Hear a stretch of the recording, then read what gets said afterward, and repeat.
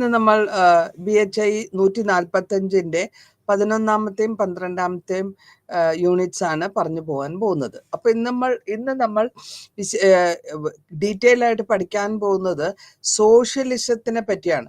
19-ാം നൂറ്റാണ്ടിൽ ഈ socialism spread ആവുന്നതും അത് റഷ്യയിൽ, എന്തുകൊണ്ട് റഷ്യയിൽ എന്നുള്ളതാണ് ക്വസ്റ്റ്യൻ. എന്തുകൊണ്ട് ഫസ്റ്റ് സോഷ്യലിസ്റ്റ് വിപ്ലവം റഷ്യയിൽ ഉണ്ടായി, അതിന്റെ കാരണങ്ങൾ, പിന്നെ പുതിയതായിട്ടുള്ള ഇക്കണോമിക് പോളിസീസ് അവർ കൊണ്ടുവന്നത്, അതേമാതിരി ഇൻഡസ്ട്രിയലൈസേഷൻ, റഷ്യയിൽ വന്ന ഇൻഡസ്ട്രിയലൈസേഷനും അതേമാതിരി അവരുടെ കളക്റ്റീവ് ആയിട്ടുള്ള അഗ്രികൾച്ചർ, അതിന്റെ ഇമ്പാക്ട് എന്തായിരുന്നു, കർഷകർക്കുള്ള ഇമ്പാക്ട് എന്തായിരുന്നു, ഇങ്ങനെ പല കാര്യങ്ങളായിരിക്കും നമ്മൾ പറഞ്ഞു പോവുക.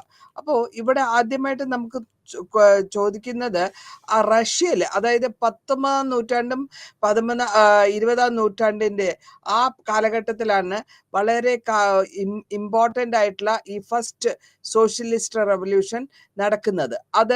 അതിനെ നമ്മൾ ഒക്ടോബർ റെവല്യൂഷൻ അല്ലെങ്കിൽ ബോൾഷെവിക് റെവല്യൂഷൻ എന്ന് പറയുന്നു, 1917.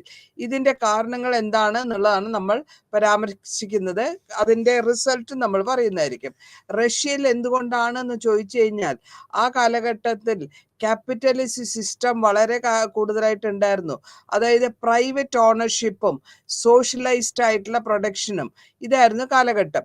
ഇതിൽ കൂടെ അവരുടെ ബാക്ക്വേർഡ് ആയിട്ടുള്ള ഫസ്റ്റ് സോഷ്യലിസ്റ്റ് റെവല്യൂഷൻ, അതിനെ ബാക്ക്വേർഡ് റഷ്യന് ഒരു സൊസൈറ്റി, ക്യാപിറ്റലിസ്റ്റ് സ്ട്രോങ് ആയിട്ടുള്ള ഒരു ഫ്യൂഡൽ സൊസൈറ്റി ഉണ്ടായിരുന്നു എന്നും അവിടെ എല്ലാ വർക്കേഴ്സും ലാൻഡിനെ കണക്ഷൻ ചെയ്ത്, അതായത് കണക്റ്റഡ് ടു ലാൻഡ് അല്ലെങ്കിൽ ലാൻഡിന്റെ ഓണർഷിപ്പ്, ഇതിനൊക്കെയായിരുന്നു കൂടുതലായിട്ട് ഇടുന്നതും അതിന്റെ ഔട്ട്ബ്രേക്ക് ആകാനുള്ള കാരണവും നമ്മൾ പറയുന്നു. ഇപ്പൊ പൊളിറ്റിക്കൽ സ്ട്രക്ചർ നോക്കുമ്പോൾ പൊളിറ്റിക്കലി അല്ലെങ്കിൽ രാഷ്ട്രീയമായിട്ട് റഷ്യയില് 1917 ഓട്ടോക്രാറ്റിക് ഗവൺമെന്റ് ആണ്, സാർ ഗവൺമെന്റിന്റെ കാലഘട്ടം. അപ്പോൾ ഈ ഇൻഡിവിജ്വൽ അല്ലെങ്കിൽ സിവിലും ഫണ്ടമെന്റൽ റൈറ്റ്സും എല്ലാത്തിനും ഒരു കളക്റ്റീവായിട്ട് എടുക്കുന്ന സമയമാണ്. ഇതിന്റെ കൂടെ ഈ നോൺ റഷ്യൻ ഗ്രൂപ്പും നാഷണാലിറ്റീസും സൈബീരിയൻസും റഷ്യ എല്ലാവരും കൂടെ ഫോർമേഷൻ ഒരുമിച്ചുള്ള അവരെ നമ്മൾ പറയാറ് പോലീസ്മെൻ ഓഫ് യൂറോപ്പ് എന്നാണ്. അപ്പൊ അങ്ങനെയുള്ള കാലഘട്ടത്തിൽ കൂടെ ഈ അതായത് കർഷകരും വർക്കിംഗ് ക്ലാസ്സും ഇവിടെ പ്രാക്ടീസ് ചെയ്യുന്ന ബോണ്ടഡ് ലേബർ ആണ്, ലാൻഡിനോട് കണക്ട് ചെയ്തിട്ടുള്ള ലാൻഡ് ലോഡ്. അതിനെയാണ് നമ്മൾ സെർഫ് ഡെം എന്ന് പറയും. സെർഫ് എന്ന് വെച്ചാൽ ലാൻഡ് എന്നർത്ഥം. ഇതിനെ മാറ്റി അതിനെ റീപ്ലേസ് ചെയ്തു മൊബൈൽ പെസൻഡറി എന്നാക്കുന്നു. 1861 ഇപ്പോൾ പല വിധത്തിലുള്ള അഗ്രേറിയൻ ക്വസ്റ്റ്യൻ വരികയാണ്. അതിനുശേഷം റിമൈൻഡ് ചെയ്തത് പാവപ്പെട്ട കർഷകർക്കാരെയും അഗ്രികൾച്ചർ ലാൻഡ് ഇല്ലാത്തവരുടെയും കാലഘട്ടങ്ങൾ കുൽക്ക എന്നാണ് പറയാറ്. KUL, കുൽക്ക, അതായത് ഒരു കർഷക ഗ്രൂപ്പ് എന്ന അർത്ഥം. അവരുടെ അർജന്റ് ആയിട്ടുള്ള ലാൻഡിന്റെ റെന്റ് അല്ലെങ്കിൽ വാടക, കൂലി, ഇതൊക്കെ നോക്കിക്കൊടുന്നത് അരിസ്റ്റോക്രസി ആയിരുന്നു.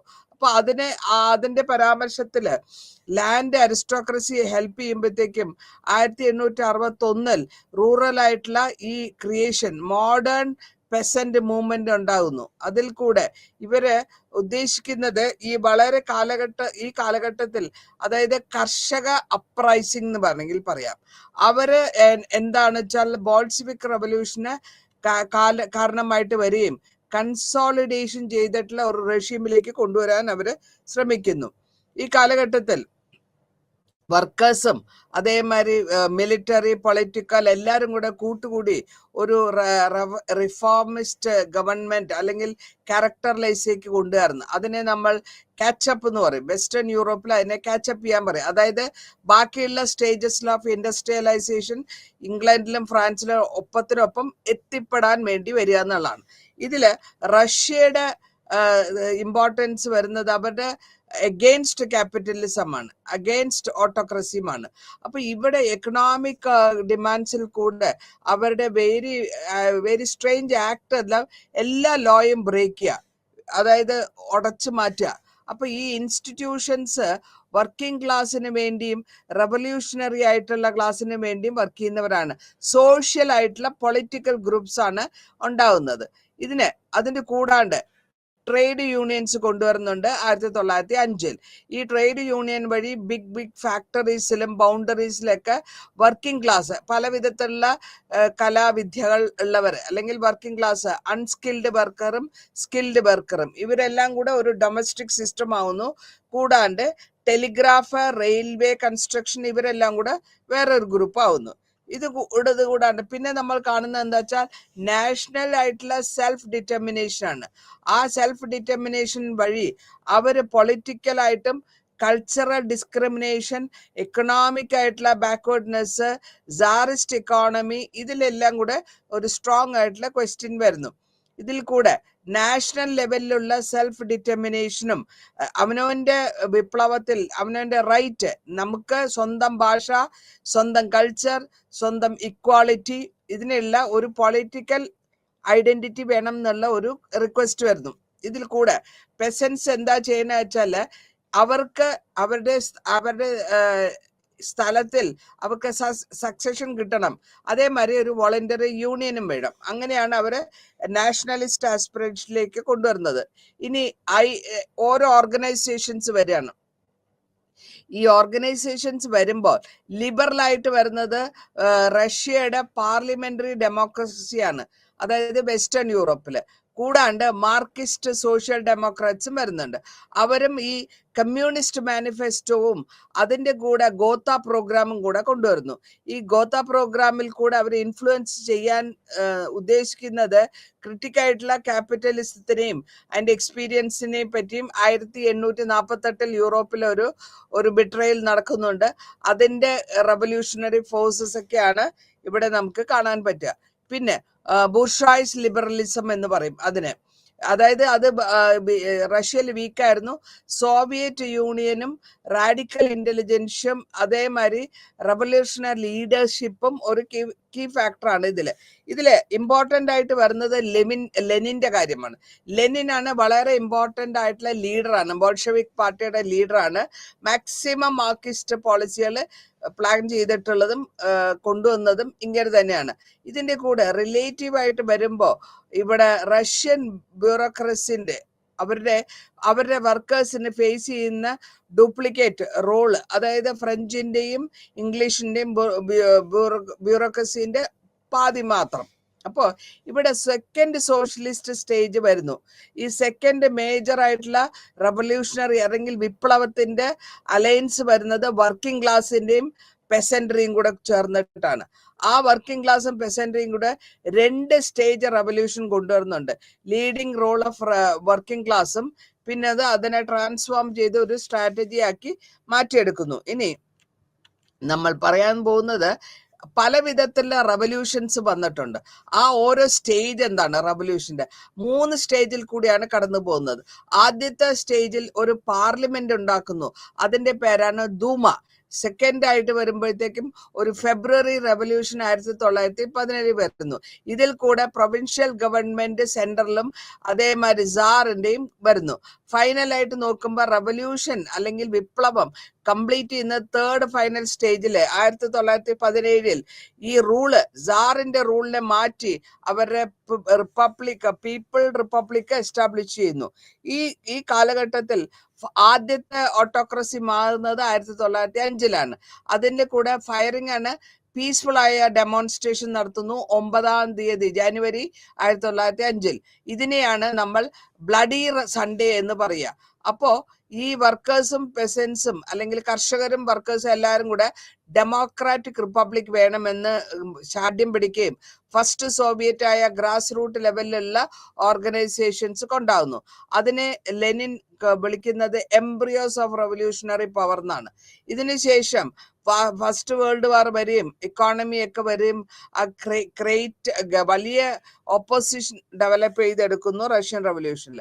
ഇനി ഫൈനൽ അസാൾട്ട് വരുന്നത് ഓട്ടോക്രസിനെ മാറ്റി ഫെബ്രുവരി റവല്യൂഷൻ 1917.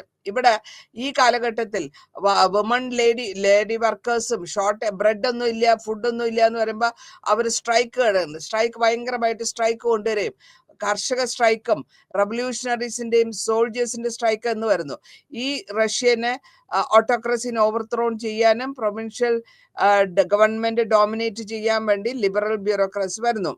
ഇതിന് 1917 പൊളിറ്റിക്കൽ ഫ്രീഡം ഫസ്റ്റ് ടൈം ആയിട്ട് അവര് ഫണ്ടമെന്റൽ സിവിൽ റൈറ്റ്സിനെ പറ്റി ചോദിക്കുകയാണ്. തൗസൻഡ്സ് ഓഫ് ഓർഗനൈസേഷൻസ് അവരുടെ ഇതിൽ കൂടി ഫാക്ടറിയിൽ കൂടി ബാരക്കേഡ്സിലും വില്ലേജിലും സ്ട്രീറ്റിലും എക്കണോമിക് ഫാക്ടറികളിലും വില്ലേജ് സോൾജേഴ്സിലും എല്ലാം ഒരു ഫോറം ഉണ്ടാക്കിയെടുത്ത് ഷേപ്പ് ചെയ്തെടുക്കുന്ന ഒരു ഡിസ്റ്റനി, അതിനെ അവര് സോവിയറ്റ്സ് എന്ന് പറയുന്നു. അതിന്റെ ശേഷം സെൻട്രൽ സോവിയറ്റ് വൺസ് അഗെയിൻ 1905 വരുന്നു. ഇതിനുശേഷം ഒരു റവല്യൂഷണറി പവർ ഒപ്പോസ് ചെയ്തിട്ട് ഒരു പ്രൊവിൻഷ്യൽ ഗവൺമെന്റ് വരികയാണ്. ഈ പ്രൊവിൻഷ്യൽ ഗവൺമെന്റിൽ കൂടെ ഈ മേജർ കോൺട്രഡിക്ഷൻ പോസ്റ്റ് ഫെബ്രുവരി റവല്യൂഷൻ ആണ്. ഇതിൽ കൂടെ ഈ കർഷകർക്കൊക്കെ ഡിസപ്പോയിന്റ്മെന്റ് ആയി, അവർക്ക് ലാൻഡ് കിട്ടിയില്ല. വർക്കിംഗ് പീപ്പിളിനും അതേമാതിരി സോൾജേഴ്സും ഡിസപ്പോയിന്റ് ആയി, കാരണം അവര് വാർ കണ്ടിന്യൂ ചെയ്തു പോയിക്കൊണ്ടിരുന്നു. ഇതിന്റെ കൂടെ ഈ വളരെ ഫോം ആയിട്ടുള്ള സ്ട്രൈക്കും ഡെമോൺസ്ട്രേഷൻസും വരുന്നുണ്ട്. ആ സ്ട്രൈക്കും ഡെമോൺസ്ട്രേഷനിൽ കൂടെ ഹൈ പ്രൈസസും ഷോർട്ടേജ് ഓഫ് ഫുഡും കൊണ്ടുവരുന്നു.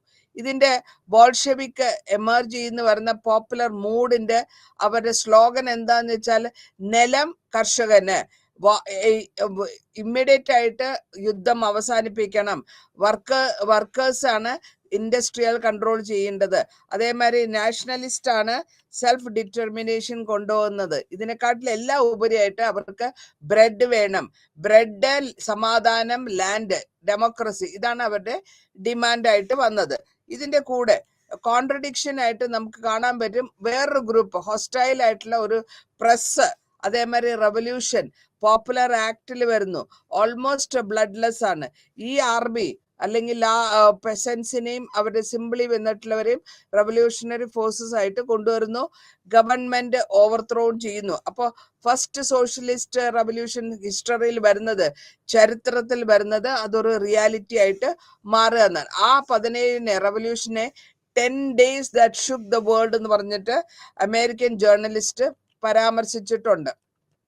ഇനി നമുക്ക് എങ്ങനെയാണ് സോഷ്യലിസം കെട്ടിപ്പടുത്തതെന്ന് നോക്കാം. ആ സോഷ്യലിസത്തിന് മോഡലായിട്ടുള്ള ഒരു ബ്ലൂ പ്രിന്റോ സോഷ്യലിസം ഒന്നും ഉണ്ടായിരുന്നില്ല. മാർക്സിന്റെ അനാലിസിസ് ഓഫ് ക്യാപിറ്റലിസത്തിന്റെ ബേസിൽ നിന്നാണിത് ചെയ്തു വരുന്നത്. അപ്പൊ ഇക്കണോമിക് ഡെവലപ്മെന്റും എന്തൊക്കെ ബ്രോഡ് പ്രിൻസിപ്പിൾസ് ആണ് സോഷ്യലിസ്റ്റ് തിങ്കേഴ്സ് ചെയ്യേണ്ടതെന്ന് അവര് ആലോചിക്കുകയും അതിനെ ഒരു സ്ട്രാറ്റജി ഉണ്ടാക്കുന്നു, ഇക്കണോമിക് ഗ്രോത്ത്. അതിൽ കൂടെയാണ് സോഷ്യലിസ്റ്റ് റഷ്യനെ ഒരു ക്യാപിറ്റലിസ്റ്റ് കൺട്രികളിൽ ഫേസ് ചെയ്യാനും ഹോസ്റ്റിലിറ്റി ഡെവലപ്പ് ചെയ്യാനും അല്ലെങ്കിൽ ആക്ച്വൽ വാർ എന്താണെന്നുള്ളത് കണ്ടുപിടിക്കുകയും ചെയ്യുന്നു. ഇതിന്റെ കൂടെ economic growth, social justice, fundamental ആയിട്ടുള്ള ബിറ്റർ ഡിബേറ്റ്സ്, സ്ട്രാറ്റജീസ് ഒക്കെ നോക്കുന്നുണ്ട്. ഈ ഡ്രീംസ് എല്ലാം കൂടെ വന്നിട്ട് അവര് ഒരു ഹോസ്റ്റിലിറ്റി ഡെവലപ്പ് ചെയ്ത് ആ റവല്യൂഷൻ യൂറോപ്പില് മെറ്റീരിയലൈസ് ആകാത്തത് കൊണ്ടും റഷ്യന്റെ സോവിയറ്റ് റവല്യൂഷനിലേക്ക് എത്തിപ്പെടുകയും ചെയ്യുന്നു. ഇനി നമ്മൾ നോക്കാൻ പോകുന്നത് ഈ മെഷേഴ്സിൽ എല്ലാവിധമായ പ്രൈവറ്റ് ഇൻഡസ്ട്രി അല്ലെങ്കിൽ റിസോഴ്സസ് ഇൻഡസ്ട്രിയിലുള്ളത് നിർത്തുക, ഫാക്ടറീസ് എല്ലാം എടുത്ത് വർക്കേഴ്സിന്റെ എടുത്തു കൊണ്ടുപോവുക, ഒരു ചെക്ക് വേണം പ്രോസസ്സിന്റെ, പ്രൊഡക്ഷൻ പ്രോസസ്സിൽ റെപ്രസെന്റേറ്റീവ്സ് വഴി ഒരു ചെക്ക് വേണം. അതേമാതിരി ഓണർഷിപ്പ്, ഇൻഡസ്ട്രിയുടെ ഓണർഷിപ്പിനും ഒരു സോഷ്യലിസ്റ്റ് പ്ലാനിങ്ങിൽ ചെക്ക് വേണം എന്നവര് പറയുന്നു. പിന്നെ രണ്ടാമത്തെ ഇന്റർവെൻഷൻ വരുന്നത് കൃഷിയിലാണ്, അഗ്രികൾച്ചറിലാണ്. അഗ്രികൾച്ചറിൽ വരുമ്പോൾ അവിടെ ലാൻഡിന്റെ കൺട്രോള്, ലാൻഡ് ലോഡിസം എന്നുള്ളത് മാറ്റിയിട്ട് അവരുടെ ലാൻഡ് അവരുടെ ഇൻഡിവിജ്വൽ പ്രൊഡക്ഷനിലേക്ക് കൊണ്ടുവരുന്നു. ഓരോ ഫാമിലിയും അവനവന്റെ ഫാമിലി മെമ്പേഴ്സ് ആണ് വർക്ക് ചെയ്യാൻ തുടങ്ങുക. അപ്പൊ അങ്ങനെ ഫാമിലി മെമ്പേഴ്സ് വരുമ്പോൾ ലിമിറ്റേഷൻ കൊടുത്തിട്ട് അതിനെ യൂസ് ചെയ്യാനും അതേമാതിരി ലേബറിനെ എക്സ്പ്ലോയിറ്റ് ചെയ്യാനുള്ള കാരണങ്ങൾ വരുന്നു. ഈ എക്സ്പ്ലോയിറ്റീവ് റിലേഷൻഷിപ്പ് വരുമ്പോൾ അഗ്രേറിയൻ സെക്ടറിൽ ഒരു അബോളിഷൻ വരുന്നുണ്ട്. പ്രോപ്പർട്ടി, ലാൻഡ് എത്രത്തോളം പ്രൈവറ്റ് വെച്ചിരിക്കാം എന്നുള്ളതിന് ഒരു അബോളിഷൻ വരുന്നു, സോഷ്യലൈസേഷൻ ചെയ്യുന്നു. 28 ഡിസംബർ 19 എല്ലാ ബാങ്കും നാഷണലൈസ് ചെയ്യുന്നു. ഫെബ്രുവരി 18 1918 കടങ്ങളെല്ലാം റിബ്യൂട്ട് ചെയ്യുന്നു. അപ്പൊ ഇങ്ങനെ ഇവരുടെ ഡിസ്ട്രോയ് ചെയ്ത ക്ലാസിന്റെ സാലറിയും അതേമാതിരി തന്നെ കണ്ടീഷൻസും പ്രൊഡക്ടിവിറ്റി കൊണ്ടുവരുമ്പോൾ അണ്ടർ ക്യാപിറ്റലിസത്തിലാണ് ഈ ലേബർ ലോയും വർക്കേഴ്സിന്റെ വൈറ്റ് കോളർ ജോബും കൊണ്ടുവരുന്നത്. പൊളിറ്റിക്കലി അവര് ക്യാരക്ടറൈസേഷൻ വരുന്നത് ഡിക്റ്റേറ്റർഷിപ്പ് ഓഫ് പ്രൊലക്ടറേറ്റ് എന്ന് പറയും, അതായത് സോഷ്യലിസ്റ്റ് ഡെമോക്രസി എന്ന അർത്ഥം. ഇതിനെ സെക്കൻഡ് ആയിട്ട് അവർ കൊണ്ടുവരുന്നത് ഈ റവല്യൂഷൻ വഴി എക്സ്പ്രസ് ചെയ്തിട്ട് പൊളിറ്റിക്കൽ ഡോമിനേഷനിൽ കൂടെ ഒരു ക്യാപിറ്റലിസം കൊണ്ടുവരികയും അതിനെ ലൈവായിട്ട് പ്രൈവറ്റ് കൺട്രോൾ, എത്രത്തോളം പ്രൈവറ്റ് കൺട്രോൾ ചെയ്യാൻ പറ്റും എന്നുള്ളത് നോക്കുന്നു. മൂന്നാമതായിട്ട് സ്റ്റേറ്റിന്റെ പോസിറ്റീവ് കൺസെപ്റ്റ് എത്രത്തോളം ഡെമോക്രസിയിലുണ്ട്, അതിന്റെ ലേസിഫെയർ തിയറി, ഫ്രീഡം എത്രത്തോളം കൊടുക്കാം എന്നുള്ളതും അവര് പരാമർശിക്കുന്നു. ഇനി നമ്മൾ നോക്കാൻ പോകുന്നത് ഈ ബോൾഷെവിക് ലീഡർഷിപ്പില് ഹീറോയിക് ആയിട്ട് അവരുടെ റെഷീമും അവരുടെ കാലഘട്ടങ്ങളിൽ റവല്യൂഷണറി ചേഞ്ചസ് എത്രത്തോളം എത്തിയെന്നാണ്. അപ്പോൾ ലാൻഡിന്റെ കമ്മ്യൂണയും വില്ലേജ് ഗാദറിങ്സും ഓട്ടോണമസ് ആയിട്ടുള്ള സോഷ്യൽ പൊളിറ്റിക്കൽ ട്രാൻസ്ഫോർമേഷനെ പറ്റിയും നമ്മൾ പരാമർശിക്കുന്നു. ഈ അഗ്രികൾച്ചറൽ റവല്യൂഷൻ സാങ്ഷൻ ചെയ്തിട്ടുള്ള ബോൾഷെവിക്കിന്റെ ന്യൂക്ലിയസ് ആയിട്ടുള്ള പോസ്റ്റ് റവല്യൂഷണറി റൂറൽ സ്ട്രക്ചറിലാണ് അത് കൊണ്ടുവരുന്നത്. പിന്നെ അടുത്തതായിട്ട് നമ്മൾ നോക്കാൻ പോകുന്നത് സിമിലർ ആയിട്ടുള്ള സ്ലോഗൻസ് വന്നിട്ടുണ്ടോ? All power of the Soviets, അതിൽ എന്താ വരുന്നത്? വർക്കേഴ്സ് കൺട്രോൾ ചെയ്യുക, 2/3 ആയ നാഷണലൈസേഷൻ വരിക, ലോക്കൽ ഡിസിഷൻ എടുക്കുക, വർക്കേഴ്സ് ഐഡന്റിഫൈ ചെയ്യുക, നെറ്റ്വർക്ക്, ട്രേഡ് യൂണിയൻ നെറ്റ്വർക്ക് കൊണ്ടുവരിക, റിയൽ എക്സ്പ്ലോറേഷൻ ഓഫ് ക്യാപിറ്റൽ എന്ന് പറയും. അപ്പോൾ ഈ ക്യാപിറ്റലൈസേഷനിൽ കൂടെ നേറ്റീവ് ആയിട്ടുള്ള ഇൻഡസ്ട്രിയൽ ലെജിസ്ലേഷൻ വരെയും ബോൾഷെവിക്കിന്റെ ലിമിറ്റഡ് ആയിട്ടുള്ള ലിങ്ക്ഡ് ആയിട്ടുള്ള പ്രോസസ്സിൽ കൂടെ ന്യൂമറസ് ആയിട്ടുള്ള കൺട്രോൾ വരുന്ന അതിന്റെ ലീഡർഷിപ്പ്, സെൻട്രൽ ലീഡർഷിപ്പ് വേണമെങ്കിൽ റവല്യൂഷനിൽ കൂടെ എടുത്ത് അതൊരു പബ്ലിക് ഡിസ്ട്രിബ്യൂഷൻ സിസ്റ്റവും ഇൻസ്ട്രുമെന്റലൈസേഷൻ, അതായത് കർഷകരുടെ ഇൻസ്ട്രുമെന്റലൈസേഷൻ ഉള്ള ഒരു എൻറ്റയർ ആയിട്ടുള്ള കൺട്രിയിൽ എടുക്കുന്നു. പിന്നെ നമ്മൾ കാണാൻ പോകുന്നത് പുതിയതായിട്ടുള്ള വരുന്ന ഇക്കണോമിക് പോളിസികളാണ്. ഈ പുതിയതായിട്ടുള്ള വന്ന ഇക്കണോമിക് പോളിസിനെ ന്യൂ ഇക്കണോമിക് പോളിസി NEP എന്ന് പറയുന്നു. ഇതിനെ സ്ട്രാറ്റജി എന്താന്ന് വെച്ചാല് ട്രാൻസിഷൻ ആണ്, സോഷ്യലിസത്തിലേക്കുള്ള ട്രാൻസിഷൻ ആണ്. അതിനെയാണ് സോഷ്യോ ഇക്കണോമിക് ബാലൻസ് എന്ന് നമ്മൾ വിളിക്കുന്നു. ഇത് തുടങ്ങുന്നത് മാർച്ചിലാണ് 1921. എല്ലാ ധാന്യങ്ങൾക്കും ഒരു ഫിക്സഡ് റേറ്റ് കൊണ്ടുവരികയും അതിനെ കൊടുക്കുമ്പോൾ റിക്വസ്റ്റ് ടാർജറ്റ് വേണം. അതേമാതിരി കർഷകർക്ക് കുറച്ച് അവർക്ക് വെച്ചിരിക്കാം, ബാക്കിയുള്ളത് സർപ്ലസ് ട്രേഡ് ചെയ്യാം. ഇങ്ങനെ ഓരോ ഇൻഡിവിജ്വലിനെയും ഓരോ പ്രോഫിറ്റ് അലവിങ്, ഒരു പ്രോഫിറ്റ് ലേബർ അതർ വർക്കേഴ്സിനും കൂടെ കൊടുക്കുന്ന വിധത്തിൽ. ഇത് കൂടാണ്ട് അവർ 1924 ടാക്സ്, അതായത് ധാന്യമായിട്ട് കൊടുത്തിരുന്ന ടാക്സ് ഇൻ കൈൻഡ് എന്ന് പറയും, അതിനെ മാറ്റി മണി ടാക്സ്, മണി ആയിട്ടുള്ള ലെവലിൽ കൊടുക്കണം എന്ന് പറയുന്നു. ഇതിനാണ് ലീഗലൈസേഷൻ ഓഫ് പ്രൈവറ്റ് ട്രേഡ് എന്ന് പറയുന്നത്. ഇതിനെ ലാൻഡിനെ ഹയറിംഗ് ചെയ്ത് എടുത്തിട്ട് ആ അഗ്രികൾച്ചർ ടാക്സ് എടുത്ത് അതിന്റെ ലെവി കൊണ്ടുവന്ന് 5% ഹോൾഡ് ചെയ്യുക, ബാക്കിയുള്ളത് മോർ ദാൻ 3 hectares വരാൻ പാടില്ല. ഇങ്ങനെ കസ്റ്റമറിനെയും ടാക്സും ലീസ് ചെയ്ത് വന്നപ്പോഴത്തേക്കും എൻകറേജ് ചെയ്ത ഡിഫറൻഷിയേഷൻ ഉണ്ട്. എമർജൻസി വരുന്നത് സിഗ്നിഫിക്കൻ്റ് ആയിട്ട് വരുന്നത് കുൽക്ക സ്ട്രാറ്റ് ആണ്. അപ്പൊ ഇതിന്റെ കൂടെ നമ്മൾ ഗ്രേറ്റ് ആയിട്ടുള്ള എക്കോണമി സിസ്റ്റമാണ് മാറി വരുന്നത്. അതിന്റെ കൂടെ ഇൻഡസ്ട്രിയൽ സെക്ടറും അതേമാതിരി ഓർഗനൈസേഷണൽ ഫോംസും 17-ാം തീയതി 1921 സ്മോൾ സ്കെയിൽ ഇൻഡസ്ട്രി മാറുകയും അതിന്റെ കൂടെ ഫോർമർ ഓണേഴ്സും മാറുകയും ചെയ്യുന്നു. ഇപ്പോ banking, foreign trade, large scale, heavy industry, അതേമാതിരി സ്റ്റേറ്റിന്റെ കൺട്രോള്. അപ്പൊ ലെനിൻ പറയുന്നത് commanding heights of the economy എന്നാണ് അതിന്. അപ്പൊ 1921 ഇൻഡിവിജ്വൽ ആയിട്ടുള്ള ഒരു സിറ്റിസന് ഒരു റൈറ്റ് ഉണ്ട്, അതായത് എത്രത്തോളം സ്മോൾ സ്കെയിൽ ഇൻഡസ്ട്രീസ് കൊണ്ടുപോകാന്ന്, ഈ സ്റ്റേറ്റ് എന്റർപ്രൈസസ് കൂടെയും സർവീസ് എന്താണെന്ന്. ഇപ്പൊ ഇതിൽ നമ്മൾ ഇതെല്ലാം കൂടെ ഒരു ഡീസെൻട്രലൈസേഷൻ, എന്താ പറയാ, ഡിസിഷൻ മേക്കിംഗ്, കോമ്പറ്റീഷൻ ഒക്കെ ഒരാളുടെ കൺട്രോളിൽ വരുന്നു. അപ്പൊ ഇക്കണോമിക് പോളിസിയിൽ കൂടെ അവര് കോൺഫിഡൻസ് ആണ്, കർഷകരുടെ മെജോറിറ്റി കൺട്രിയുടെ കോൺഫിഡൻസ് ആണ് അവർ എടുത്തു കിട്ടുന്നതും. അതിന്റെ ബിഗിനിങ് 1920 ഇനീഷ്യൽ ആയിട്ടുള്ള ഒരു നഷ്ടം വരുന്നുണ്ട്, ഒരു ഫെമൈൻ വരുന്നുണ്ട്. അപ്പോൾ അത് 1/3 നിന്ന് 1900 കുറഞ്ഞു വരുന്നു. ഇതിനുശേഷം നമ്മൾ കാണാൻ പോകുന്നത് ഹയർ റേറ്റിലേക്ക് ഇൻഡസ്ട്രി വരികയാണ്.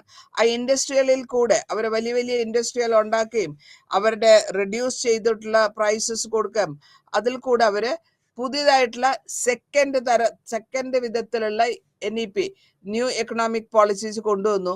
അതിൽ കൂടെ പ്രോബ്ലംസും സോഷ്യൽസും വാർ സിറ്റുവേഷനും എത്രത്തോളം ചെക്ക് ചെയ്യാം എന്നുള്ളതാണ് ഇവരുടെ ഉദ്ദേശം.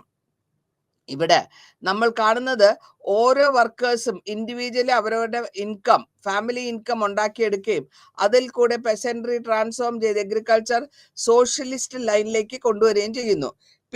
പിന്നെ നമ്മൾ കാണുന്നത് മാർക്കറ്റ് സിസ്റ്റം ആണ്, കൺട്രോളിങ് സ്ട്രാറ്റിഫിക്കേഷൻ എന്ന് പറയും അതിന്. ആ ഇഗാലിറ്റേറിയൻ ആയിട്ടുള്ള കമ്മ്യൂണിസ്റ്റ് ഐഡിയോളജി വഴി വോളണ്ടറിസം കൊണ്ടുവരുന്ന അതേമാതിരി അവനവന്റെ ഫ്രൂട്ട് ട്രാൻസ്ഫോം ചെയ്തെടുക്കുക എന്നുള്ളതാണ് ഈ വോളണ്ടിയർ സിസ്റ്റത്തിലൂടെ കൂടെ വരുന്നത്. അഡ്വാൻസ് ആയിട്ടുള്ള സോഷ്യലിസത്തിൽ കൂടെ ഈ NEP പ്രൊവൈഡ് ചെയ്ത് സ്കോപ്പ് കൊണ്ടുവരികയും അതിന്റെ സോവിയറ്റ് റഷ്യയിൽ കൂടി എക്സ്പ്ലോയിറ്റേഷൻ മേജർ പ്രോബ്ലം അതിനെ അഡ്വാൻസ്ഡ് ആയിട്ടുള്ള സോഷ്യലിസ്റ്റ് സൊസൈറ്റിയിൽ കൂടെയും സിറ്റിസണിൽ കൂടെയും ക്രിയേഷൻ ചെയ്തെടുക്കാനാണ് അവർ ഉദ്ദേശിക്കുന്നത്. അതായത് ട്രേഡ് യൂണിറ്റ്സ്, സോവിയറ്റ്സിന്റെ ഗ്രേറ്റർ ആയിട്ടുള്ള ട്രേഡ് യൂണിറ്റ്സ്, ഇതിന്റെ പാർട്ടി ഡിബേഷനും കളക്ടിവിസം എന്ന് പറയുന്നു. ഈ പ്ലാനിങ്ങും ഇൻഡസ്ട്രിയലൈസേഷൻ വരുമ്പോൾ ഓരോ വർഷത്തെയും പ്ലാൻ ചെയ്യണം. 10 മുതൽ 15 വർഷം വരെ 1920 മുതൽ പ്ലാൻ ചെയ്യുന്നു. ഈ പ്ലാനിനെ കൺട്രോൾ ഫിഗർ ചെയ്യുന്നത് 25-ലാണ്. 26-ല് പല വിധത്തിലുള്ള ഡ്രാഫ്റ്റ് ഉണ്ടാക്കി 5 ഇയർ പ്ലാൻസ് ഉണ്ടാക്കുകയും സ്റ്റേറ്റ് പ്ലാനിംഗ് കമ്മീഷൻ കൊണ്ടുവരികയും ചെയ്യുന്നു. ഈ പ്ലാനിൽ ആദ്യത്തെ പ്ലാനിങ് മാർക്ക് ചെയ്ത് വരുന്നത് കമ്മിറ്റ്മെന്റ് ആണ് ഇൻഡസ്ട്രിയലൈസേഷന്. പിന്നത്തെ സെക്കൻഡ് പ്ലാനിങ്ങിൽ അത് എങ്ങനെയാണ് ഓപ്പറേഷനിൽ ഇടുക എന്നുള്ളത്.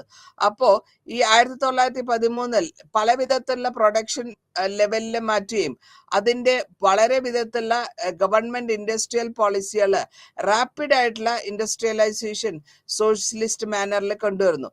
ഇതിന്റെ കൂടെ നാഷണൽ എക്കോണമി അവർ ചെക്ക് ചെയ്യുന്നുണ്ട്. അപ്പോ ഒരു ഹോസ്റ്റൈൽ ക്യാപിറ്റലിസ്റ്റ് വേൾഡ് വേണ്ട, അല്ലെങ്കിൽ സെൽഫ് സഫീഷ്യന്റ് ആയിട്ടുള്ളത് വേണം എന്നുള്ള ഒരു പ്രോഡക്റ്റ് ആണ് ഇവിടെ പറഞ്ഞു വരുന്നത്. ഇതിന്റെ കൂടെ നമ്മൾ പറയാൻ ഉദ്ദേശിക്കുന്നത് ക്യാപിറ്റൽ എക്യുപ്മെന്റ്, ക്ലോസ് ആയിട്ടുള്ള പ്രിൻസിപ്പിൾ, സെൽഫ് സഫീഷ്യൻസിനെ പറ്റിയും പ്രപ്പോർഷണൽ ആയിട്ടുള്ള ഫാക്ടറീസ് കൊണ്ടുവരിക, traditional centres of modern industry കൊണ്ടുവരിക, നോർത്ത് വെസ്റ്റിലും റഷ്യയിലും യൂറോപ്യൻ റഷ്യയിലും യുക്രൈനിലും കൊണ്ടുവരിക, സൈബീരിയയിൽ കൊണ്ടുവരിക. ഈ നീഡ് എല്ലാം റിക്വയർ ചെയ്തെടുക്കുന്നത് construction of iron and steel ഇൻഡസ്ട്രിയാണ്. എഞ്ചിനീയറിംഗിൽ കൊണ്ടുവരുന്നുണ്ട്, ആർമമെന്റ്സിൽ കൊണ്ടുവരുന്നുണ്ട്. പിന്നെ ഫസ്റ്റ് 5 ഇയർ പ്ലാൻ കൊണ്ടുവരുന്നു 1929 മുതൽ 33 വരെ. ഈ ഏർലിയർ പ്ലാൻസ് കൂടെ സ്റ്റാറ്റിസ്റ്റിക്കൽ ഇൻഫർമേഷൻ എടുക്കുകയും ആ ഡോമിനന്റ് ആയിട്ടുള്ള സോവിയറ്റ് ലീഡർ സ്റ്റാലിൻ വളരെ ഇംപേഷ്യന്റ് ആയിട്ടുള്ള റേറ്റ്സിനെയൊക്കെ മാറ്റുകയും ചെയ്യുന്നു. ഈ പ്ലാൻഡ് എക്കോണമി മാറ്റി കെയർഫുൾ ആയിട്ട് ഫോർമുലേറ്റ് ചെയ്ത പ്രാക്ടിക്കൽ ടാർഗറ്റ് വെച്ചിട്ടാണ് കമാൻഡ് ഉണ്ടാക്കുന്നത്. ആദ്യത്തെ ഫസ്റ്റ് 5 ഇയർ പ്ലാനില് അയൺ ആൻഡ് സ്റ്റീൽ ഇൻഡസ്ട്രീസിനും പ്ലാന്റ്സിന്റെ ഹൈ പ്രയോറിറ്റി കൊടുക്കുന്നു. മിഷനറി ഇൻഡസ്ട്രീസ് ഒക്കെ വരുന്നു. അതേമാതിരി തന്നെ ഇൻഡിപെൻഡൻസ്, മെഷീനറി ഇമ്പോർട്ട് പുറത്തുനിന്ന് കൊണ്ടുവരാൻ പാടില്ല എന്ന് വരുന്നു. പിന്നെ സോവിയറ്റ് ലീഡർഷിപ്പില് സ്റ്റാലിൻ നേഴ്സ് ചെയ്യുന്നത് എന്ത് വിധത്തിലുള്ള ബാലൻസും റിയലിസ്റ്റിക് ഇക്കണോമിക് ഗ്രോത്തിനാണ്. അപ്പോൾ ഫസ്റ്റ് ആയിട്ടുള്ള ജൈജാൻഡിയോമാനിയ എന്ന് പറയും, അതായത് ജൈജാൻഡിക് ആയിട്ടുള്ള ഇൻഡസ്ട്രിയൽ കോംപ്ലക്സ് കൊണ്ടുവരികയും അതിൽ കൂടെ ഇതിൽ വലിയ വലിയ എക്കണോമിക്കൽ തീം കൊണ്ടുവരാനും ബ്രേക്ക് ഡൗൺ ചെയ്യാനും ചെയ്യുന്നു. ഒബ്സെഷനിൽ കൂടെ വളരെ സൈസായിട്ടുള്ള ടെമ്പോസ് ഡിസൈഡ് ചെയ്ത ഹോൾ തിങ് കൊണ്ടുവരുന്നു. ഇല്ലിസ്ട്രേറ്റ് ചെയ്ത ഫസ്റ്റ് 5 ഇയർ പ്ലാനിൽ കൂടെ 1929 സൈമൾട്ടേനിയസ് ആയിട്ട് ബാക്ക് ഡേറ്റഡ് ആയിട്ടുള്ള ഒക്ടോബറിൽ ഇവർ ഡിക്ലെയർ ചെയ്യുന്നു 1933 ആദ്യത്തെ 1.25 കൊല്ലത്തിന് എന്നുള്ളത് ലെവല്. പിന്നെ വോളിയൂംസ് ഓഫ് പ്രൊഡക്ഷൻ ക്വാണ്ടിറ്റേറ്റീവ്ലി കൊണ്ടുവരികയും റിയൽ ആയിട്ടുള്ള മെറ്റീരിയൽ റിസോഴ്സസ് കൊണ്ടുവരുന്നു. ഇൻഡസ്ട്രി വളരെ പ്ലാൻ ചെയ്ത് സിംപ്ലി ടു ക്യാരി ഔട്ട് ആണെങ്കിൽ കൂടെയും അതിന്റെ അലൊക്കേഷൻ, അതായത് ബാലൻസ് എത്ര വരും, എക്കണോമി എത്ര വരും, അതൊക്കെ കാൽക്കുലേഷൻ ചെയ്യാൻ തുടങ്ങുകയും എത്രത്തോളം റാപ്പിഡായിട്ട് ന്യൂ ഇൻഡസ്ട്രി മിഷനറി കൊണ്ടുവരാൻ പറ്റുമെന്നാണ് നോക്കുന്നത്. ഫസ്റ്റ് പ്ലാൻ പല വിധത്തിലുള്ള റിസൾട്ട് കിട്ടി. അതായത് മെറ്റൽ ഔട്ട്പുട്ട്, കോള്, അയൺ ഓറ്, പിഗ് അയൺ, ഇതെല്ലാം താഴ്ന്നു, എക്സ്പെക്ടേഷനെക്കാട്ടിലും താഴ്ന്നു പോവുകയാണ്. പിന്നെ വരുന്നത് നമ്മൾ കാണുന്നത് ഗോൾസ് ഓഫ് സ്റ്റീൽ പ്രൊഡക്ഷൻ. അത് 1940-ലും ഇലക്ട്രിക് പവർ വരുന്നത് 51-ലും, ഓയില് 95 1955. അതുകൂടാണ്ട് consumer goods, agriculture, military strength, ഇതൊക്കെ ഹെവി ഇൻഡസ്ട്രിയലൈസിലേക്ക് മാറുന്നു. അപ്പോൾ ഈ 5 ടാസ്ക് കഴിഞ്ഞ ശേഷം ഇതിന്റെ വരുമാനം അല്ലെങ്കിൽ ഈ ടൈമിനെ ഓവർലാസ്റ്റ് ചെയ്തിട്ട് 1980-ൽ കർട്ടൈൽ ചെയ്ത പ്രൈവറ്റ് മാനുഫാക്ചറിങ് ഒക്കെ പുതിയ ഡ്രൈവിൽ കൊണ്ടുവന്ന് പ്രൈവറ്റ് ട്രേഡേഴ്സിൽ കൊണ്ടുവരികയും അതേമാതിരി ന്യൂമറസ് ആയിട്ടുള്ള പ്രൈവറ്റ് എന്റർപ്രൈസസിന്റെ സ്പെക്കുലേഷൻ കൂടെ നടത്തുന്നു. ഇതിനെ അടുത്തതായിട്ട് ഞാൻ പറയാൻ പോകുന്നത് സെക്കൻഡ് 5 ഇയർ പ്ലാൻ ആണ്. സെക്കൻഡ് 5 ഇയർ പ്ലാൻ 1933 മുതൽ 37 വരെ. അവിടെ ഗൈഡിങ് ആയിട്ടുള്ള റോൾ എന്തിനാ വെച്ചാൽ കൺസോളിഡേഷൻ ചെയ്യുക, mastering the technique, improving living standards, ഇതായിരുന്നു ഉദ്ദേശം. ഈ മാസ്റ്ററിങ് വരുമ്പോൾ പ്ലാനിന് ലാർജ് ലെവലില് ഔട്ട്പുട്ട് കൊണ്ടുവരികയും അർബൻ റിയൽ വേജസ് കൊണ്ടുവന്നിട്ട് ലാർജ് സ്കെയിൽ നമ്പർ ഓഫ് പുതിയ ഇൻഡസ്ട്രിയൽ യൂണിറ്റ് കൊണ്ടുവന്ന് സെക്കൻഡ് ആയിട്ടുള്ള 1937 മുതൽ 80% വരെ ഇൻഡസ്ട്രിയൽ പ്രൊഡക്ഷൻസ് മാനുഫാക്ചർ ചെയ്യും. ഈ പ്ലാനിൽ കൂടെ ഹെവി ഇൻഡസ്ട്രിയൽ ടാർഗറ്റ് കൊണ്ടുവന്ന് അതിനെ ഡ്രമാറ്റിക് ആയിട്ടുള്ള ഇലക്ട്രിക് പവർ റോസ് ചെയ്യുന്നു. പിന്നെ പവർ ഓഫ് ഗുഡ്സ്, അതായത് കോമൺ ഗുഡ്സ്, ഇതിന്റെ എസെൻഷ്യൽ ആയിട്ടുള്ള 1937-ൽ ലോവർ ആയി പോകും, കംപ്ലീറ്റ് ചെയ്യുന്നു. മെറ്റലർജിക്കൽ വർക്കിൽ കൂടെയാണ് അത് കംപ്ലീറ്റ് ചെയ്തെടുക്കുന്നത്. 37-ൽ ബേസിക് ടൂൾ മെഷീനറിയും ഡിഫൻസിനെയും കെട്ടിപ്പടുത്തെടുക്കുന്നു USSR. ഇനി നമ്മൾ നോക്കുന്നത് റിസൾട്ട് എന്താണ്, ഇൻഡസ്ട്രിയലൈസേഷൻ വന്നതിന്റെ റിസൾട്ട് എന്താണ്. ആ റിസൾട്ടിൽ കൂടെ നോക്കുമ്പോൾ production, industrial production high level ആവുന്നു. അത് മാത്രമല്ല ഈ കറസ്പോണ്ടിങ് ആയിട്ടുള്ള ആനുവൽ പെർസെൻറ്റേജ് എത്രത്തോളം 18-ൽ നിന്ന് 10-ലേക്ക് വരുന്നു. ഇതേമാതിരി സോവിയറ്റ് ഷെയർ വേൾഡ് ഇൻഡസ്ട്രിയൽ പ്രൊഡക്ഷനിൽ ചലിക്കുന്നു. ആ ചലനം വെസ്റ്റേൺ കൺട്രീസിന് എക്സ്പീരിയൻസ് ചെയ്യുന്ന ഒരു ടെറിബിൾ ആയിട്ടുള്ള ഡിപ്രഷനും മാസ് അൺഎംപ്ലോയ്മെന്റിലേക്കും വരുന്നുണ്ട്. അപ്പൊ ഈ ഇൻഡസ്ട്രിയൽ ഔട്ട്പുട്ടിൽ കൂടെ സെക്കൻഡ് റാങ്കിൽ നിൽക്കുന്ന ക്യാപിറ്റലിസ്റ്റ് കൺട്രിയാണ്. അതിൽ കൂടെ ജർമ്മനി, ഫ്രാൻസ്, ഗ്രേറ്റ് ബ്രിട്ടൻ നിൽക്കുന്നുണ്ട്. 1937-ൽ സെക്കൻഡ് യുണൈറ്റഡ് സ്റ്റേറ്റ്സിലാണ് അവർ നിന്നിരുന്നത്. ഇതിൽ കൂടെ സോവിയറ്റ് ഇൻഡസ്ട്രിയിൽ ലാർജ് സ്കെയിൽ ഇൻഡസ്ട്രി കൊണ്ടുവരികയും 1/3 സോവിയറ്റ് ഇൻഡസ്ട്രിയൽ പ്രൊഡക്ഷനിൽ കൂടെ 1913 അതേമാതിരി 37-ലും ഇത് പ്രൊപ്പോർഷനേറ്റ് ആയിട്ട് 6% ആയിട്ട് മാറുന്നു. ഇവിടെ നമ്മൾ മേജർ ആയിട്ടുള്ള ഇൻഡസ്ട്രിയൽ ഔട്ട്പുട്ട്സ് കണ്ടുപിടിച്ചു. സോവിയറ്റ് യൂണിയന്റെ സ്റ്റീൽ മേക്കിംഗ് ഇലക്ട്രിക്കൽ പവറിൽ കൂടിയും കമ്പൈൻ ചെയ്തുള്ള ഹാർവെസ്റ്റിങ്ങും അതേമാതിരി ടാങ്ക്സും ലെവൽ റൂസ് ചെയ്തെടുക്കുകയും ലേബർ പാർട്ടിയിൽ എത്തുകയും ചെയ്യുന്നു. ഇനി മൂന്നാമത്തെ 5 ഇയർ പ്ലാൻ ഉണ്ട് 1938 മുതൽ 41 വരെ. ഇവിടെ ജർമ്മൻസ് റഷ്യനെ അറ്റാക്ക് ചെയ്യും. അതിൽ കൂടെ കവർ ചെയ്യുന്നത് 3.5 കൊല്ലമാണ് 5 ഇയർ പ്ലാന്റെ. ഈ പ്ലാൻ ഇന്ററപ്റ്റ് ചെയ്യുന്നത് സെക്കൻഡ് വേൾഡ് വാർ ടൈമിലാണ് 1941-ൽ. അതുകൊണ്ട് അത് കംപ്ലീറ്റ് ചെയ്യാൻ പറ്റിയില്ല. ഇതിന്റെ എയിം വന്നിട്ട് ഇംപ്രസീവ് ആയിട്ടുള്ള 5% ആയിരുന്നു. 92% ഇൻഡസ്ട്രിയൽ ഔട്ട്പുട്ട് വന്നു. അതിനുശേഷം 58 വന്നു, അങ്ങനെ വന്നു. ഇനി കളക്ടിവൈസേഷൻ ഓഫ് അഗ്രികൾച്ചർ വരും. അതായത് കൂട്ടായ്മയിലുള്ള വ്യവസായം അല്ലെങ്കിൽ ബിസിനസ് നടത്തുക അല്ലെങ്കിൽ കർഷകം. അപ്പൊ ഈ സബ്സ്റ്റാൻഷ്യൽ ഇംപ്രൂവ്മെന്റ് വരുന്നത് സിവിൽ വാറിലും സോവിയറ്റ് യൂണിയന്റെ അഗ്രികൾച്ചറിൽ കൂടിയും ലേബർ പ്രൊഡക്ടിവിറ്റിനെ പറ്റിയും നമ്മൾ പരാമർശിക്കുന്നു. ഇതിൽ നാഷണലൈസേഷനും അതേമാതിരി പ്രൈവറ്റ് ആയിട്ടുള്ള പെസന്റ് അവരുടെ ഡിസിഷൻസ് എടുക്കുന്നതിലും നമ്മൾക്ക് കാണാൻ പറ്റും. ബോൾഷെവിക്കിന്റെ കാര്യങ്ങളിൽ പറയുകയാണെങ്കിൽ ലാർജർ ആയിട്ടുള്ള ഫാം അതിന്റെ മാത്രമല്ല ബെറ്റർ മെഷീനറിയും ഫെർട്ടിലൈസേഴ്സും യൂസ് ചെയ്യുക, അഗ്രികൾച്ചറൽ സർപ്ലസ് എസെൻഷ്യൽ ആയിട്ടുള്ള ഇൻഡസ്ട്രിയലൈസേഷനിലേക്ക് കൊണ്ടുവരിക. അപ്പോൾ അസ്യൂം ചെയ്ത ബോൾഷെവിക്ക് കൺവേർട്ട് ചെയ്ത പെസൻസിനെ ഒരു സോഷ്യൽ ഗ്യാതറിങ്ങിൽ കൊണ്ടുവരികയും ഓൺ കോപ്പറേഷൻ എന്നുള്ള ഒരു സിസ്റ്റത്തില് ഈ പ്രൈവറ്റ് പെസൻസ് ഒക്കെ അവരുടെ പ്രൈവറ്റ് ഫാംസ് കൊടുത്ത് ജോയിൻ ചെയ്ത് ഒരു കളക്റ്റീവ് ഫോമിൽ കൊണ്ടുവരുന്നു. അപ്പൊ അവിടെ ഇൻഡസ്ട്രിയൽ യൂണിറ്റ്സിലായിട്ട് മാറുകയാണത്. ഈ അഡ്വാൻസ്മെന്റ് ഈ റഷ്യയുടെ അക്വയർഡ് ട്രാക്ടേഴ്സും അതേമാതിരി അവരുടെ മെഷേഴ്സ് പ്രിപ്പറേറ്ററി സോഷ്യലിസ്റ്റ് അഗ്രികൾച്ചറിലേക്ക് കൊണ്ടുവരുന്നു. അപ്പോൾ സിമ്പിൾ ആയിട്ടുള്ള കോഓപ്പറേറ്റീവ്സ് വഴി സെല്ലിംഗ് ആയിട്ടുള്ള ഗുഡ്സിൽ കൂടെയും ക്രെഡിറ്റ് പ്രൊഡ്യൂസ് ചെയ്തെടുക്കുമ്പോൾ സോഷ്യൽ സീഡ് അത് വിത്ത് അതേമാതിരി ബാക്കിയുള്ള കാര്യങ്ങൾക്കൊക്കെ ഒരുമിച്ച് കൊണ്ടുവരാൻ പറ്റുന്നു. ഇനി 1920 നമ്മൾ കൺസോൾട്ടേഷനിൽ കാണുമ്പോൾ കളക്റ്റീവ് ആയിട്ടുള്ള കോപ്പറേറ്റീവ് സൊസൈറ്റി വഴിയും അതിന്റെ കോർപ്പറേഷൻ എത്രത്തോളം ടാക്സ് എക്സംഷൻ കിട്ടും, പ്രയോറിറ്റി കിട്ടും, ഏത് സ്കേഴ്സ് ആയിട്ടുള്ള മാറ്റർ എന്നുള്ളതാണ് നോക്കുന്നത്. പിന്നെ ഈ ക്യാപിറ്റലിസം, റൂറൽ ക്യാപിറ്റലിസം വളരുകയും ആ റൂറൽ ക്യാപിറ്റലിസം വഴി കുലാക്ക് എന്ന് പറഞ്ഞിട്ടുള്ള ഒരു വളരെ റിച്ച് ആയിട്ടുള്ള ഒരു പെസന്റ് എക്സ്പാൻഡറി വരുന്നു.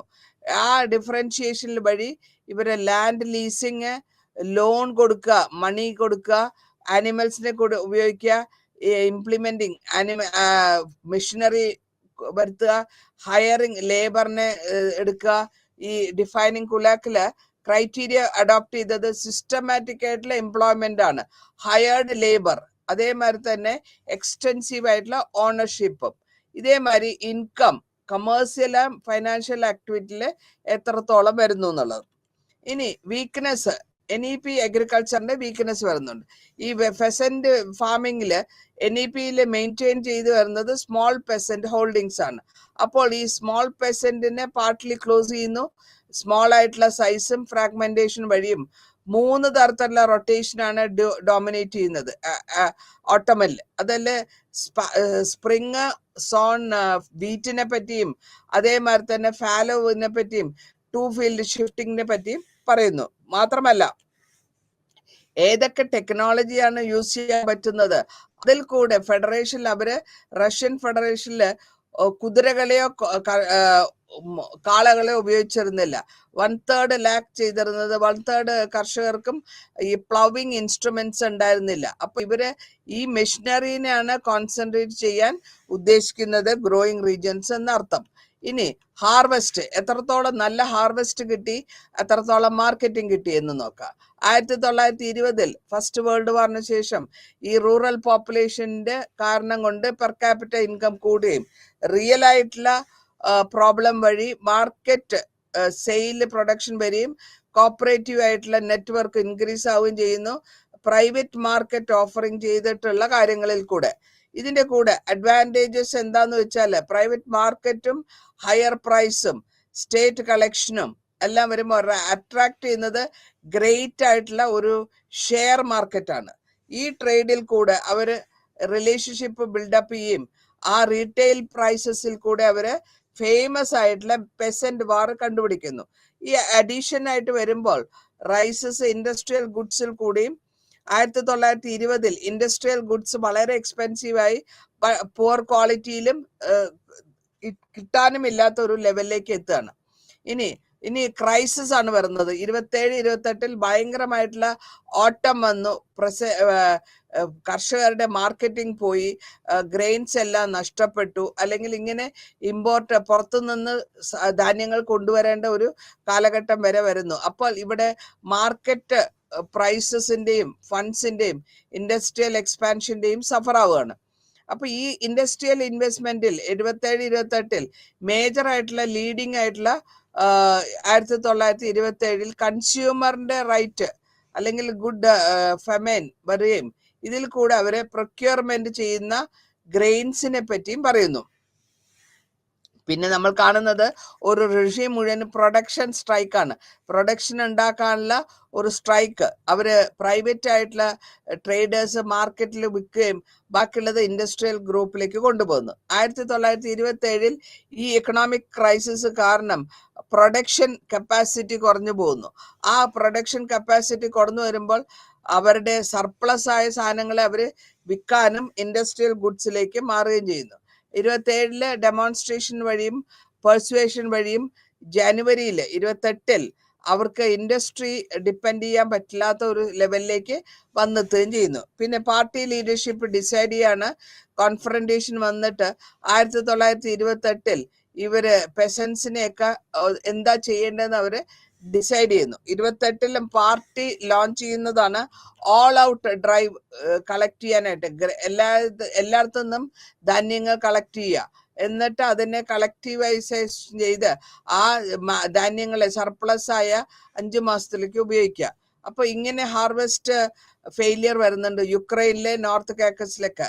അപ്പൊ ഇവിടെയുള്ള ഏരിയകളിൽ എത്രത്തോളം വീക്കസ്റ്റ് ആണോ, കമ്മ്യൂണിക്കേഷനും കുറവായിരുന്നു. അത് മാത്രമല്ല ഷോർട്ടേജ്, ഫുഡ് ഷോർട്ടേജും വരുന്നു. ഗ്രെയിൻ മാർക്കറ്റിങ്ങിൽ കൂടെ അവര് ഗ്രെയിൻസിനെ കളക്ഷൻ ചെയ്യുകയും അതിന്റെ വീറ്റ് ഫുഡ് സേപ്പിൾസിലൊക്കെ കൊണ്ടുവന്ന് ഇൻട്രൊഡ്യൂസ് ചെയ്യാനും അവർ ഉദ്ദേശിക്കുന്നു. പിന്നെ സോവിയറ്റ് യൂണിയൻ ഡെലിബറേറ്റ് ആയിട്ടുള്ള 2 ആൾട്ടർനേറ്റീവ്സ് കണ്ടുപിടിക്കുന്നുണ്ട്. ഒന്ന് എക്കണോമിക് പോളിസി, ബാലൻസ് ചെയ്ത ഇൻഡസ്ട്രിയലൈസേഷൻ, ഗ്രാജുവൽ കളക്ടിവിസം. അതേപോലെ തന്നെ ഈ കളക്ടിവിസത്തിൽ കൂടെ അവര് സ്റ്റാലിൻ ആണെന്ന് ഓപ്പോസിറ്റ് ആയിട്ടുള്ള സെക്കൻഡ് ഓൾട്ടർനേറ്റീവ് ആയിട്ട് വരുന്നത്. ഈ കളക്ടിവിസം വന്നപ്പോൾ ഫോർമേഷൻ വന്ന് ലാർജ് സ്കെയിൽ കളക്റ്റീവ് ഫോംസ് വരികയും 1929 ലോഞ്ച് ചെയ്യുന്ന ഒരു ഡിസ്ട്രിക്റ്റില് കോംപ്രിഹെൻസീവ് ആയിട്ട് കളക്ടിവിസം എടുക്കുകയും ജൂലൈയില് 11 ഡിസ്ട്രിക്റ്റിനെ റെക്കഗ്നൈസ് ചെയ്യുന്നു. ഈ കളക്ടിവിസത്തിൽ കൂടെ 5 വർഷത്തെ നമ്മൾ പറഞ്ഞു ഫസ്റ്റ് 5 ഇയർ പ്ലാൻസ് ഡിപ്പാർച്ചറായി പോകുന്നു അഗ്രികൾച്ചറൽ ഏരിയയിൽ നിന്ന്. പിന്നെ നമ്മൾ കാണുന്നത് ഇൻട്രൊഡ്യൂസ് ചെയ്യുന്ന മാസ് ആയിട്ടുള്ള കളക്ടിവിസം ഫോഴ്സ് വഴി അവരെ പാർട്ടി ഡിസ്കഷൻ എടുക്കുന്നു ലെജിസ്ലേഷനിൽ.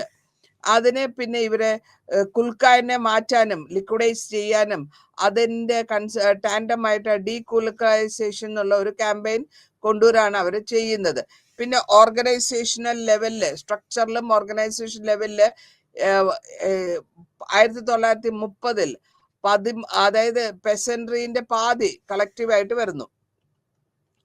പെസന്റ് റെസിസ്റ്റൻസ് കളക്ടിവിസം എന്ന് പറയും. അതിൽ കൂടെ ഇവരെല്ലാരും കൂടെ ഒരു ടെററിസ്റ്റ് ആക്ട് മാതിരി കവർ ചെയ്ത് അടിക്കുകയും ഉപദ്രവിക്കുകയും ചെയ്യുമ്പോൾ ഇവരെ റിച്ച് ആയിട്ടുള്ള പാരന്റ്സ് ആണ് ഇങ്ങനെ സ്റ്റബേൺ ആയിട്ട് നിൽക്കുന്നത്. ഇതിൽ കൂടെ പാർട്ടിസിപ്പേഷൻ ചെയ്യാനായിട്ടുള്ള കളക്ടിവിസത്തിനെ പറ്റിയും പറഞ്ഞ് മനസ്സിലാക്കി കൊടുക്കുന്നു. അറ്റാക്ക്, അതായത് കർഷകരുടെ പണത്തിൽ ഫിയേഴ്സ് ആയിട്ടുള്ള ഓർത്തഡോക്സ് ചർച്ച് അതായത് ട്രഡീഷണൽ ആയിട്ടുള്ള പെസന്റ് കൾച്ചറാണ്. ഇവരുടെ റെക്കിംഗ് അല്ലെങ്കിൽ പല വിധത്തിലുള്ള സന്യാസിമാർ അല്ലെങ്കിൽ അവരുടെ മതാചാര്യന്മാര് മൊണാസ്ട്രി ഒക്കെ ക്ലോസ് ചെയ്യും. അതിനുശേഷം മോഡൽ അഗ്രികൾച്ചറൽ കോപ്പറേറ്റീവ്സ് കൊണ്ടുവരുന്നു. നൺസിനെ മോങ്സിനെ ഒക്കെ ഡിപ്പോർട്ട് ചെയ്ത് സൈബീരിയയിലേക്ക് പറഞ്ഞയക്കുന്നു. ഈ ഡീകൊലോക്കലൈസേഷൻ കാരണം 1 മില്യൺ ലക്ഷത്തിൽ ആൾക്കാരാണ് അവിടെ നിന്ന് ലാൻഡ്ലെസ് ആയിട്ട് മാറി മാറി പോകുന്നത്. ഈ വെർട്ടിക്കൽ ആയിട്ടുള്ള സിവിൽ കൺട്രിയിൽ കൂടെ DC വിത്ത് സക്സസ് എന്നുള്ള ലെവലിൽ പോകുന്നു. നമ്മൾ കളക്ടിവിസത്തിനെ കൂടെ അടുത്തതായിട്ട് പറയാൻ പോകുന്നത് നേച്ചർ ഓഫ് കളക്ടിവിസം എങ്ങനെയായിരുന്നു എന്നുള്ളതാണ്. അപ്പോൾ ഈ നേച്ചർ എങ്ങനെയെന്ന് വെച്ചാല് റെവല്യൂഷൻ എബവ് എന്നുള്ള പാർട്ടിയിൽ കൂടെയും അവർക്ക് എല്ലാ കളക്റ്റീവ് ഫാംസും കോയിൻസിഡ് ചെയ്ത് കമ്മ്യൂണൽ കൂടി പാരലൽ ആയിട്ട് സർഫ് വില്ലേജ് ഉണ്ടാക്കി. അതിൽ കൂടെ വിത്തൗട്ട് ഈവൻ പെർമിഷൻ അവര് പെസൻസിന്റെ കളക്ടിവൈസേഷൻ എന്താണെന്നുള്ളത് മനസ്സിലാക്കാനല്ല, കർഷകർക്ക് മനസ്സിലാക്കാൻ വേണ്ടി ഓൾ യൂണിയൻ കമ്മ്യൂണിസ്റ്റ് പാർട്ടി ഉണ്ടാക്കുകയും ചെയ്തു. കളക്ടിവൈസേഷൻ ഒരു പ്രോസസ്സായിട്ട് കൊണ്ടുവന്ന് അവിടെ ഗ്രെയിന്, പൊട്ടറ്റോ, വെജിറ്റബിൾസ്, ലേബർ വർക്കേഴ്സ്, അതേമാതിരി അവരുടെ കാർഷിക വിഭവങ്ങൾ ഉൽപ്പാദിക്കുന്ന ലൈഫ് സ്റ്റോക്സ്, കോഴി, കാള എന്നിവയെല്ലാം കൊണ്ടുവരികയും ചെയ്യുന്നു. ഇതിൻ്റെയൊക്കെ ടെററായിട്ട് അവസാനം വരുന്നത് ഉദ്ദേശങ്ങളാണ്, മാറാനുള്ള ഉദ്ദേശങ്ങൾ. ഈ മാറൽ ഉദ്ദേശം ഡയറക്റ്റ് ചെയ്തത് പെസൻസിനും സർവൈവേഴ്സ് ഓഫ് ക്യാപിറ്റലിസം ആണ്. അപ്പൊ അവര് പറയുന്നത് കമ്മ്യൂണിസ്റ്റ് പാർട്ടിയും ഫൈനലി സീക്രട്ട് പാർട്ടി എല്ലാം ചെയ്തിട്ട് ഒരു ടെററൈസിങ് നേച്ചറാണ് അവിടെ വരുന്നത്. ടെററൈസിങ് നേച്ചർ എന്ന് വരുമ്പോൾ ഈ ക്രിട്ടിസൈസ് ചെയ്യുന്നവരെ, അതായത് ഫസ്റ്റ് ആയിട്ടുള്ള ക്രിറ്റിസിസം ചെയ്യുന്ന കമ്മ്യൂണിസ്റ്റ് പാർട്ടീനെ ക്രിറ്റിസിസം ചെയ്യുന്നവരെയൊക്കെ അവർ പണിഷ് ചെയ്യാൻ തുടങ്ങി. ഈ സെക്കൻഡ് നീഡായിട്ടുള്ള ഓപ്പോസിഷനെ പറ്റിയും ഡിഫീറ്റ് അറ്റാക്ക് ചെയ്യുന്നതിനെ പറ്റിയും ഒക്കെ നമ്മൾ പരാമർശിക്കുന്നു. ഈ സ്റ്റാലിന്റെ ആവശ്യം, മൂന്നാമത്തെ ആവശ്യം ഈ സിംഗിൾ പാർട്ടി നിന്ന് സിംഗിൾ റൂളർ സ്റ്റേറ്റിലേക്ക് കൊണ്ടുവരണം എന്നുള്ളതാണ്. അപ്പൊ ഇങ്ങനെ കോൺസ്പിറസി ഒരുപാട് വരികയും അതിൽ കൂടെ ഇവർക്ക് വളരെ കഷ്ടപ്പെട്ട് ട്രയൽസ് ഉണ്ടാവും. അതായത് അവരെ പറ്റി വിചാരണ ചെയ്യുക. 1936, 37, 38 വിചാരണകൾ നടന്നിട്ടുണ്ട്. 4 വിചാരണകൾ നടന്നിട്ടുണ്ട്. ട്രയൽ ഓഫ് 16 അവരുടെ റെഷീമിനെ, സ്റ്റാലിനെ മാറ്റാനും അത് കൺഫസ് ചെയ്തവരെയൊക്കെ അവരെ കൺവിക്ട് ചെയ്ത് അവരെ വെടിവെച്ച് കൊല്ലുന്നു. 1937 വന്ന ട്രയൽ ഓഫ് 17 അതിലും ഇതേമാതിരി അക്യൂസ് ചെയ്തവര് ട്രീറ്റഡ്. റീസൺസ് പറയുന്നത് അവർക്ക് ജപ്പാനുമായിട്ടും ജർമ്മനിയായിട്ട് കണക്ഷൻ ഉണ്ടായിരുന്നു എന്നുള്ള ലെവലാണ്. അപ്പൊ ഇങ്ങനെ 4 ഇതുവഴിയും മാറി മാറി ഓരോരുത്തരായിട്ട് അവരെ വധിക്കുന്നു. അപ്പൊ ഈ കമ്മ്യൂണിസ്റ്റ് പാർട്ടി ആംഡ് ഫോഴ്സസിനെയും വധിച്ചിട്ട് സൊസൈറ്റിയിൽ അവർക്ക് 1930 ഡെവല്യൂഷണറി ആയിട്ട് വരികയാണ്. ഇനി നമ്മൾ അടുത്തതായിട്ടുള്ള ചാപ്റ്ററിൽ പോകുമ്പോൾ ഈ സെക്കൻഡ് ചാപ്റ്ററിൽ വരുന്നത്, അതായത് 12ാമത്തെ ചാപ്റ്ററിൽ വരുന്നത് കൊളനൈസേഷൻ ആൻഡ് ഇമ്പീരിയലിസം ആണ്. കൊളനൈസേഷൻ എന്ന് വെച്ചാൽ ഒരു രാജ്യത്തിന്റെ വേറൊരു രാജ്യത്തിൽ കോളനിയാക്കുകയും അതിനെ അവരുടെ കൺട്രോളിൽ വരികയും. അത് ഏറ്റവും കൂടുതൽ ചെയ്തിട്ടുള്ളത് ബ്രിട്ടൻ ആണ്. ഈ കോളനിയിൽ കൂടെ കൊളോണിയലിസം എന്താണ് എന്ന് പറയുമ്പോൾ ആദ്യം നമ്മൾ പറയാൻ ഉദ്ദേശിക്കുന്നത് കോളനി ഡോമിനേഷൻ ആണ്. അയർലൻഡിന്റെ ആദ്യത്തെ നാഷണലിസം നമ്മൾ ഇന്ത്യയിലും കണ്ടിട്ടുണ്ട്. നാഷണലിസത്തിലും ഇന്ത്യൻ നാഷണലിസത്തിലും കൊളോണിയലിസം നമ്മൾ അനുഭവിച്ചിട്ടുള്ളവരാണ്. അതായത് ഈസ്റ്റ് ഇന്ത്യ കമ്പനിയായിട്ട് വന്നു, അവർ പ്ലണ്ടർ ചെയ്തു, ഹോം ചാർജസ് ഇട്ടു, അതിനുശേഷം ട്രാൻസ്ഫർ ചെയ്തു. ഇങ്ങനെ ഇമ്പീരിയലിസ്റ്റ് വെച്ചാൽ അവരുടെ അധികാരം നമ്മളിൽ അടിച്ചേൽപ്പിക്കുക എന്നുള്ളതാണ് വരുന്നത്. അപ്പോൾ ഈ ഇമ്പീരിയലിസത്തിൽ കൂടെ പല വിധത്തിലുള്ള വേരിയന്റ് ആയിട്ടുള്ള ഡിപ്പെൻഡൻസിയും വരുന്നുണ്ട്. ആ ഡിപ്പെൻഡൻസിയിൽ നമ്മൾ വേൾഡ് 2ാമത്തെ തലം ഇമ്മാനുവൽ വാലസ്റ്റൈൻ എന്ന് പറയും. ഇതിനെ ക്യാപിറ്റലിസ്റ്റ് വേൾഡ് എക്കോണമിയും അതിനെ ഡിവൈഡ് ചെയ്ത് ഡിഫറൻഷിയേഷൻ കൊണ്ടുവരുന്നു. അപ്പൊ ഇങ്ങനെ ലോ ലെവലിലുള്ള technology, low wages, unequal change, export, surplus ആയിട്ടുള്ള ഫീച്ചർ. ഇപ്പൊ വീക്കായിട്ടുള്ള കൊളോണിയലിസം, ഇമ്പീരിയലിസം എന്ന് വെച്ചാൽ ഓരോ രാജ്യത്തിന്റെയും അടുത്ത രാജ്യം. കൊളോണിയലിസം മോഡേൺ ഹിസ്റ്റോറിക്കൽ കൺസെപ്റ്റ് ആണ്. ഇൻഡസ്ട്രിയൽ ക്യാപിറ്റലിസം വന്നു ബ്രിട്ടനിൽ.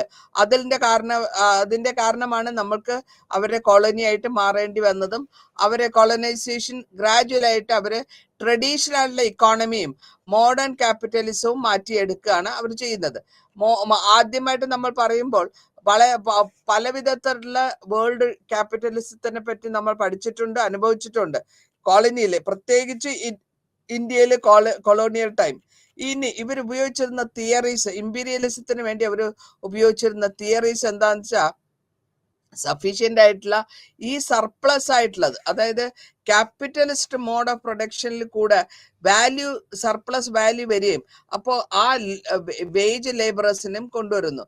ഈ ഇമ്പീരിയലിസത്തിൽ ഇംഗ്ലണ്ടിന്റെ പവർ അല്ലെങ്കിൽ ഇംഗ്ലണ്ടിന്റെ ലേബർ പാർട്ടി വരികയും capitalism distribution of national income unequal ആകുന്നു. അങ്ങനെയാണ് ഇതിവിടെ സെറ്റിൽ. മാത്രമല്ല അവർ മാർക്കറ്റ്സ്, യൂറോപ്യൻ മാർക്കറ്റ്സ് ക്ലോസ് ആവുന്നത് കൊണ്ടും ഈ നമ്മളുടെ മാർക്കറ്റ്സ് അവർ കെട്ടിപ്പടുക്കാൻ ഉണ്ടാക്കുകയാണ്. ഇതിൽ ഈ ഇമ്പീരിയലിസത്തിൽ നമ്മൾ കാണുന്നത് അഡ്വാൻസ്ഡ് ക്യാപിറ്റലിസം ആണ്. അഡ്വാൻസ്ഡ് ക്യാപിറ്റലിസത്തിൽ കൂടെ അവരുടെ ഡീസെന്റ് ആയിട്ടുള്ള ഒരു സ്റ്റേജ് ഓഫ് ക്യാപിറ്റലിസം അല്ലെങ്കിൽ അതിൽ കൂടെ പോകുന്നു. ഈ തിയറി നോക്കുമ്പോൾ പല വിധത്തിലുള്ള തിയറിയിൽ നമ്മൾ കാണാൻ സാധ്യതയുണ്ട്. ഈ ക്രിയേറ്റ് ചെയ്യുക മൊണോപ്പൊളി, ആദ്യമായിട്ട് അവർ ചെയ്യുന്നത് അവരുടെ മൊണോപ്പൊളി ക്രിയേറ്റ് ചെയ്യുക, ട്രേഡിന്റെ മൊണോപ്പൊളി ക്രിയേറ്റ് ചെയ്ത് അവരുടെ കൺട്രോളിൽ വെക്കുക, ഡെവലപ്മെന്റ് റോ മെറ്റീരിയൽസ് കൺട്രോളിൽ വെക്കുക, സേഫ് ഗാർഡ് ചെയ്യുക, ക്യാപിറ്റൽ ഇൻവെസ്റ്റ്മെന്റ് ഗ്യാരണ്ടി, മാർക്കറ്റ് ഔട്ട്പുട്ടിലേക്ക് കൊണ്ടുവരിക. ഇത് കൂടാണ്ട് പുതിയ പുതിയ കൺട്രികൾ ആ സമയത്ത് ഏറ്റവും കൂടുതലെല്ലാം ഫ്രീ ട്രേഡ് വേണം. ആ ഫ്രീ ട്രേഡ് എന്ന് പറയുമ്പോഴത്തേക്കും പ്രിൻസിപ്പിൾ ഓഫ് ഫ്രീ ട്രേഡ് അതിൽ ഏറ്റവും പ്രാധാന്യമായിട്ട് വരുന്നത് ബ്രിട്ടനാണ്. അപ്പൊ വളരെ കാലഘട്ടങ്ങളിൽ അവർക്ക് നാഷണൽ മൊണോപ്പൊളീസും അതും കൊണ്ടുവരുത്തി. അപ്പൊ അങ്ങനെ വരുമ്പോൾ ഇമ്പോർട്ടൻ്റ് ആയിട്ടുള്ള കാര്യങ്ങൾ അവരുടെ കൺട്രോളിൽ വരും. എക്കണോമിക് റൈവലറി ഗ്രേറ്റ് നേഷനിലും വരുന്നുണ്ട്.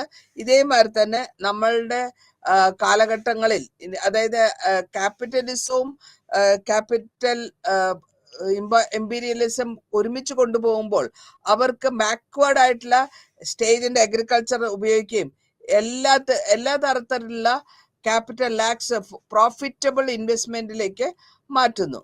ഇത് കൂടാണ്ട് ആ കാലഘട്ടങ്ങളിൽ നമ്മൾ നേരത്തെ പറഞ്ഞു 1929 ഒരു ഡിപ്രഷൻ ഉണ്ടായിരുന്നു എന്ന്.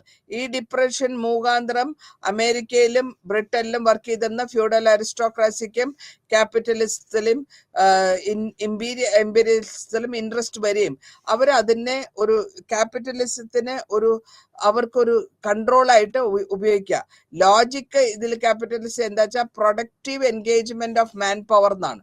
അപ്പൊ അങ്ങനെ പ്രൊഡക്റ്റീവ് മാൻ പവറിനെ അവർ യൂട്ടിലൈസ് ചെയ്ത് എക്കണോമിക് ഡെവലപ്മെന്റ് എടുത്ത് കൊണ്ടുപോകുന്നു. ഇനി 30 വർഷത്തിന് ശേഷം അല്ലെങ്കിൽ വർഷങ്ങളോളം ഇതേമാതിരി ചൈനയിലും ടെറിട്ടറി കൊടുത്തിട്ടില്ല. അത് യൂറോപ്യൻ പവേഴ്സ് എടുത്ത് ശ്രമിച്ച് അവിടെ കോൾഡ് വാർ കൊണ്ടുവരുന്നു. ഈ കോൾഡ് വാറിൽ കൂടെ നമ്മൾക്ക് കാണാൻ പറ്റും ബ്രിട്ടീഷ് ക്യാബിനറ്റും ഒരു പോയിന്റിൽ അവർ ബിസിനസ്മാൻ എന്നുള്ള ലെവലിലാണ് വരുന്നത്. ഈ ഗാർഗർ റോബിൻസൺ പൊസിഷനിൽ കൂടെ ക്ലെവർ ആയിട്ടുള്ള പൊളിമർ എക്സസൈസ് ആണ് അവർ ചെയ്തു പോകുന്നത്. ഇനി കൊളോണിയലിസം ഒരു പ്രൊഡക്ഷൻ, അതായത് mode of production or a social formation എന്ന ഒരു അഭിപ്രായമുണ്ട്. ഈ അഭിപ്രായത്തിൽ നമ്മളുടെ വിപിൻ ചന്ദ്ര കൂടെ പറഞ്ഞിട്ടുണ്ട്. കൊളോണിയലിസം ഒരു ഫോർമേഷനാണ്, അത് കോഎക്സിസ്റ്റൻസ്, ഫ്യൂഡലിസത്തിന്റെ വേറൊരു വിധം, സ്ലേവറി, ബോണ്ടേജ്, ഇതിലെല്ലാം ഇത് വരുന്നുണ്ടെന്ന്. ഫൈനാൻഷ്യൽ അവസാനം വരുമ്പോൾ ഫൈനാൻസ് ക്യാപിറ്റലിസ്റ്റിലേക്ക് വരുന്നു. ഈ പ്രൊപ്പോർഷനാണ് സർപ്ലസ് ആയിട്ടുള്ള കോളനികളിൽ നിന്ന് അവര് മെട്രോപൊളിറ്റൻ സിസ്റ്റത്തിൽ കൂടെ കൊണ്ടുപോവുകയും, അല്ലെങ്കിൽ നമ്മൾക്ക് കൊളോണിയലിസത്തിനെ ക്യാപിറ്റലിസത്തിനെ വർഷിപ്പ് ഓഫ് ഓണർഷിപ്പിന്റെ മാറ്റം എന്ന് വേണമെങ്കിൽ പറയാമെന്നും നമ്മൾ പറയുന്നു. ഇവിടെ 4 ഫീച്ചേഴ്സ്, ബേസിക് ഫീച്ചേഴ്സ് 4 ഉണ്ട് കൊളോണിയലിസത്തില്. അതായത് ഇന്റഗ്രേഷൻ ചെയ്യുക, വേൾഡ് ക്യാപിറ്റലിസ്റ്റും സബോർഡിനേറ്റ് സ്റ്റേറ്റിലേക്ക് കൊണ്ടുവരിക. അതേമാതിരി അടുത്തത് പറയുമ്പോൾ നമ്മൾ അൺഈക്വൽ ആയിട്ടുള്ള എക്സ്ചേഞ്ച്, ഇന്റേണൽ ഡിസ്ആർട്ടിക്കുലേഷൻ എന്ന് പറയും അതിന്. അത് അൺഈക്വൽ ആയിട്ടുള്ള വേൾഡ് എക്സ്ചേഞ്ച്, അഗ്രികൾച്ചർ സെക്ടറിൽ റിലേറ്റ് ചെയ്യായിട്ടുള്ള ഇൻഡസ്ട്രിയൽ സെക്ടർ കൊണ്ടുവരികയും, അങ്ങനെ മെട്രോപോളിസിന്റെ ഹൈ പ്രൊഡക്ടിവിറ്റി ടെക്നോളജിയും ഹൈ പ്രൊഡക്ടിവിറ്റിയും ഹൈ വേജ് ഗുഡ്സും കോളനിയില് ലോ വേജിൽ അവര് ചെയ്തെടുക്കുന്നു. അപ്പൊ ഇന്റർനാഷണൽ ട്രേഡിനും അവിടെ ഒരു ഇൻസ്ട്രുമെന്റ് ആണ് എക്സ്പ്ലോയിറ്റേഷൻ ആയിട്ട് വരുന്നത്. തേർഡ് ഫീച്ചർ എന്താന്ന് വെച്ച് കഴിഞ്ഞാല് എല്ലാം ഇവിടെ നിന്നുള്ള വെൽത്ത് മുഴുവനും കൊണ്ടുപോവുക, ഡ്രെയിൻ ചെയ്യുക.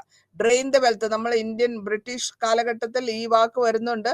യൂണിലാറ്ററൽ ആയിട്ടുള്ള സർപ്ലസ് ആയിട്ടുള്ള സാധനങ്ങൾ കൊണ്ടുവന്നു. അപ്പൊ ഇന്ത്യൻ നാഷണലിസ്റ്റ് ഇതിനെ സ്ട്രെസ് ചെയ്തും പറഞ്ഞിട്ടുണ്ടായിരുന്നു, ഈ ഡ്രെയിൻ ഓഫ് എക്സ്റ്റേണൽ എന്താ പറയാ ഡ്രെയിൻ ഓഫ് വെൽത്ത്, ഇന്ത്യയിലത്തെ വെൽത്ത് കൊണ്ടുപോകുന്നതിനെ പറ്റിയും നമ്മൾ പരാമർശിച്ചിട്ടുണ്ട്. ഇനി അടുത്തതായിട്ട് പറയുന്നത് കൊളോണിയൽ സ്റ്റേറ്റ് എന്താണ്? What is A colonial state? Colonial state എന്ന് പറയുമ്പോൾ ഒരു റിലേഷൻഷിപ്പാണ്. ഫോറിൻ റൂളിംഗ് ക്ലാസും കൊളോണിയൽ പീപ്പിളും ഒരുമിച്ച്, ഒരു സൈഡില് റൂളിംഗ് ക്ലാസ് കോളനിയും അതേമാതിരി അവിടുത്തെ ആൾക്കാരും കൂടെ ചേർന്നിട്ടാണ് കൊളോണിയലിസം എന്ന് പറയുന്നത്. ഇവിടെ ഇൻഡിജിയസ് ആയിട്ട് പല വിധത്തിലും പ്രോപ്പർട്ടീസിനെ ജൂനിയർ പാർട്ട്നേഴ്സിൽ കൂടെ കൊണ്ടുപോകുന്നു എന്ന് വേണമെങ്കിൽ നമുക്ക് പറയാൻ പറ്റും. ഇവിടെ അത് കൂടാണ്ട് അപ്പർ ക്ലാസ്സിന്, മിഡിൽ ക്ലാസ്, അപ്പർ ക്ലാസ്, ലോകത്തിലുള്ള അപ്പർ ക്ലാസ് യൂട്ടിലൈസ് ചെയ്ത് ബിഗ് ലാൻഡ് ലോഡ്സും ആന്റി കൊളോണിയൽ മൂവ്മെന്റ്സ് പോളണ്ടിലും ഈജിപ്തിലും വരുന്നു. ഇവിടെ ഒരു ഡിഫറൻസ് കാണുന്നുണ്ട്. കോളനീസും സെമി കോളനീസും. നേറ്റീവ് ആയിട്ടുള്ള part of the ruling class, upper class. ഇതിന് അരുൺ ബോസും പോയിന്റ് ഔട്ട് ചെയ്യുന്ന വൈറ്റ് ഇൻ എ കോളനി എന്ന് പറയും. ഇനി റോൾ ഓഫ് കൊളോണിയൽ സ്റ്റേറ്റിന്റെ ക്യാപിറ്റലിസ്റ്റ് വരുമ്പോൾ ഇവിടെ ക്യാപിറ്റലിസത്തില് ഓണർഷിപ്പ് ഒരു മീൻസ് ഓഫ് പ്രൊഡക്ഷൻ അത് റൂളിംഗ് ക്ലാസിന്റെ പവറിൽ വരുന്നു. അതേമാതിരി തന്നെ ഇൻസ്ട്രുമെന്റ് ഓഫ് ഡോമിനേഷൻ എന്നും അതിനെ വേണമെങ്കിൽ പരാമർശിക്കാം. ഈ കൺട്രോളിൽ കൂടെ സ്റ്റേറ്റ് പവർ അവരുടെ കൺട്രോൾ മുഴുവനും പോവുകയും, ഫോർ എക്സാമ്പിൾ ഇന്ത്യയിൽ തന്നെ നമ്മൾ മീൻസ് ഓഫ് പ്രൊഡക്ഷൻ മാറ്റുകയും അവർക്ക് ആവശ്യമുള്ള സാധനങ്ങൾ പ്രൊഡ്യൂസ് ചെയ്തും കൊടുത്തു. ഇങ്ങനെ കോളനീനെ ഉപയോഗിക്കുക അവരുടെ ആവശ്യത്തിന്, പ്രിവെന്റ് ചെയ്യുക, കോളനിയിലുള്ള ആൾക്കാരെ ഫോസ്റ്ററിങ് ഐഡന്റിറ്റീസ് കൊടുക്കുക, ഓരോ കമ്മ്യൂണിറ്റി എഗെയിൻസ്റ്റ് കമ്മ്യൂണിറ്റി ഉണ്ടാക്കുക, അതിനെപ്പറ്റിയുള്ള വഴക്കുകൾ ഉണ്ടാക്കുക. അങ്ങനെ ഈ ട്രാൻസ്ഫോർമേഷൻ പല വിധത്തിലും സോഷ്യൽ, എക്കണോമിക്, കൾച്ചറൽ ട്രാൻസ്ഫോർമേഷൻ കൊണ്ട് റീപ്രൊഡക്റ്റീവ് ആയിട്ട് എടുത്തു കൊണ്ടുപോവുക എന്നുള്ളതാണ് പറഞ്ഞത്. ഇവിടെ നമ്മൾ ഈ പൊളിറ്റിക്കലി സ്ട്രഗിളും അൺലൈറ്റ് ബാക്കിയുള്ള കൺട്രിയിലുള്ള മാതിരി മെക്കാനിക്കൽ ഇൻസ്ട്രുമെന്റേഷൻ വഴിയും വരുന്നു. ഇനി നമ്മൾ പറയുന്നത് ഈ കൊളോണിയലിസം 3 സ്റ്റേജിൽ കൂടിയാകും പോകുന്നത്. ആദ്യത്തെ സ്റ്റേജിൽ നമ്മൾ പറയുന്നത് മോണോപ്പൊളി ഓഫ് ട്രേഡ്, പിന്നെ ഫ്രീ ട്രേഡ്. അപ്പോൾ കൊളോണിയലിസത്തിൽ കംപ്ലീറ്റ് ആയിട്ടും കോംപ്ലക്സ് ആയിട്ടുള്ള ഇന്റഗ്രേഷൻ കൂടെ പോവും.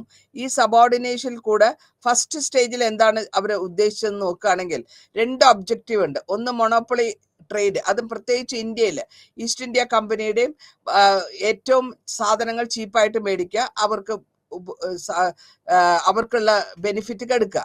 രണ്ടാമത് പറയുമ്പോൾ ഡയറക്റ്റ് അപ്രോപ്രിയേഷൻ റവന്യൂ ഉപയോഗിക്കുക, അതിന് ഹ്യൂജ് മണി, അവർക്ക് ആവശ്യമുള്ള വാറിന് ഉള്ള പണങ്ങൾ എക്കണോമിക് ഉണ്ടായിക്കൊണ്ടുവന്നു. ഈ കൊളോണിയൽ പവറിൽ കൂടിയാണ് അവർക്ക് ഒരുപാട് ഹൈ സാലറി കൊടുത്ത ആൾക്കാരെ കൊണ്ടുവന്ന് ഇവിടെ ജീവിപ്പിക്കുകയൊക്കെ നമ്മൾ അങ്ങനെ പല വിധത്തിലുള്ള ഇന്ത്യയിൽ ഉണ്ടായിരുന്ന വെൽത്തിനെ ഡ്രെയിൻ ചെയ്ത് ബ്രിട്ടീഷിലേക്ക് കൊണ്ടുപോകുന്നതാണ് ഫസ്റ്റ് സ്റ്റേജിന്റെ ഏറ്റവും ഇമ്പോർട്ടൻ്റ് ആയിട്ടുള്ള ഒരു മീൻസ് എന്ന് പറയും. പിന്നെ നമ്മൾ കാണുന്നുണ്ട് ജുഡീഷ്യൽ സിസ്റ്റം കൊണ്ടുവരുന്നു. അതേമാതിരി സെക്കൻഡ് സ്റ്റേജിൽ അതിനെ നമ്മൾ ഫ്രീ ട്രേഡ് എന്ന് പറയും. അതായത് അവരുടെ സാധനങ്ങൾ ഫോർമോസ്റ്റ് ആയിട്ടുള്ള ക്ലാസ്സസിലെ ഫ്രീ ട്രേഡിലേക്ക് ഇവിടെ കൊണ്ടുവരാനും, നമ്മൾ സ്വർണ്ണ മുട്ടയിടുന്ന കോഴീനെ മാതിരി ഉപയോഗിക്കുക. അപ്പൊ ഈ മെട്രോപൊളിറ്റൻ ആയിട്ടുള്ള പ്രൊഡ്യൂസർ റോ മെറ്റീരിയൽസും അതിനെ ഇൻക്രീസ് ചെയ്യുക, എക്സ്പോർട്ടിനെ ഇൻക്രീസ് ചെയ്യുക, ഹൈ സാലറി കൊടുക്കുക, പ്രോഫിറ്റ്സ് ഉണ്ടാക്കുക. അപ്പോൾ ട്രാൻസ്ഫോം ചെയ്ത് എടുക്കുമ്പോൾ കോളനിയാണ് ഏറ്റവും ഫോറിൻ ട്രേഡിനെ ഫ്രീ ആയിട്ട് എല്ലാ റെസ്ട്രിക്ഷൻസും മാറ്റി, ടാരിഫ് മാറ്റി ക്യാപിറ്റലിസ്റ്റിനെ ഡെവലപ്പ് ചെയ്തെടുക്കുന്നു. ക്യാപിറ്റലിസ്റ്റ് ഫാമിംഗ് കൊണ്ടുവരുന്നു, ട്രാൻസ്പോർട്ട് കമ്മ്യൂണിക്കേഷൻസ് കൊണ്ടുവരുന്നു, മാസീവ് ആയിട്ടുള്ള ക്വാണ്ടിറ്റീസ് ഓഫ് റോ മെറ്റീരിയൽസ് എക്സ്പോർട്ടിന് കൊണ്ടുപോകുന്നു, റെയിൽവേസ് കൊണ്ടുപോകുന്നു. അങ്ങനെ പല വിധത്തിലുള്ള ഉപകരണങ്ങൾ ഉപയോഗിച്ച് അവര് മാക്സിമം അവർക്ക് ബെനിഫിറ്റ് ഉണ്ടാക്കി എടുക്കുന്നു. തേർഡ് സ്റ്റേജിൽ നോക്കുമ്പോൾ ആ തേർഡ് സ്റ്റേജിൽ 19th സെഞ്ചുറിയിലാണ് ചേഞ്ചസ് ഇവിടെ ക്യാപിറ്റലിസത്തിന് മാറുകയും ഇവിടെ നമ്മൾ ഈ കൺട്രിയിൽ ആ അഡ്വാൻറ്റേജിനെ പറ്റി മനസ്സിലാക്കി കൺസിഡറേഷൻ ചെയ്യുന്നു. തേർഡ് സ്റ്റേജിൽ കൊളോണിയലിസം ഒരു ഇന്റൻസീവ് റോള് കൺട്രോളായിട്ട് അവരുടെ കൺട്രോളിൽ പിടിച്ചിരിക്കുക എന്നുള്ളതാണ് അവരുടെ മോർ സെൽഫ് ഗവൺമെന്റിലേക്ക് വരാനായിട്ട് ബെനവലന്റ് ആയിട്ടുള്ള ഡെസ്പോട്ടിസം കൊണ്ടുവരുന്നു. പിന്നെ ഇവിടെ 2 തരത്തിലെ കോൺട്രഡിക്ഷൻസ് കാണാം. ഒന്ന് എക്സ്റ്റേണൽ, അതായത് കൊളോണിയൽ പീപ്പിളും അതിന്റെ സിസ്റ്റവും, അതേമാതിരി തന്നെ ആന്റി ഇമ്പീരിയലിസ്റ്റും അവരുടെ സിസ്റ്റങ്ങളും. അപ്പൊ ഇവിടെ നമ്മൾ പ്രിവെന്റ് ചെയ്യാനുള്ള സ്ട്രാറ്റജി എന്തൊക്കെയാണ് നമുക്ക് എടുക്കാൻ പറ്റുക എന്നുള്ളതാണ് നമ്മൾ എടുത്തു പോകുന്നത്. തേർഡ് സ്റ്റേജിൽ അതിന്റെ മാക്സിമം കൊളോണിയലിസത്തിൽ കൂടെ നമ്മൾ ഈ കൊളോണിയൽ സിസ്റ്റത്തിൽ അവർ ചെയ്തു വരുന്നത് മുഴുവനും അവരുടേതായ ബെനിഫിറ്റിന് വേണ്ടിയിട്ടുള്ള കാരണങ്ങളാണ്.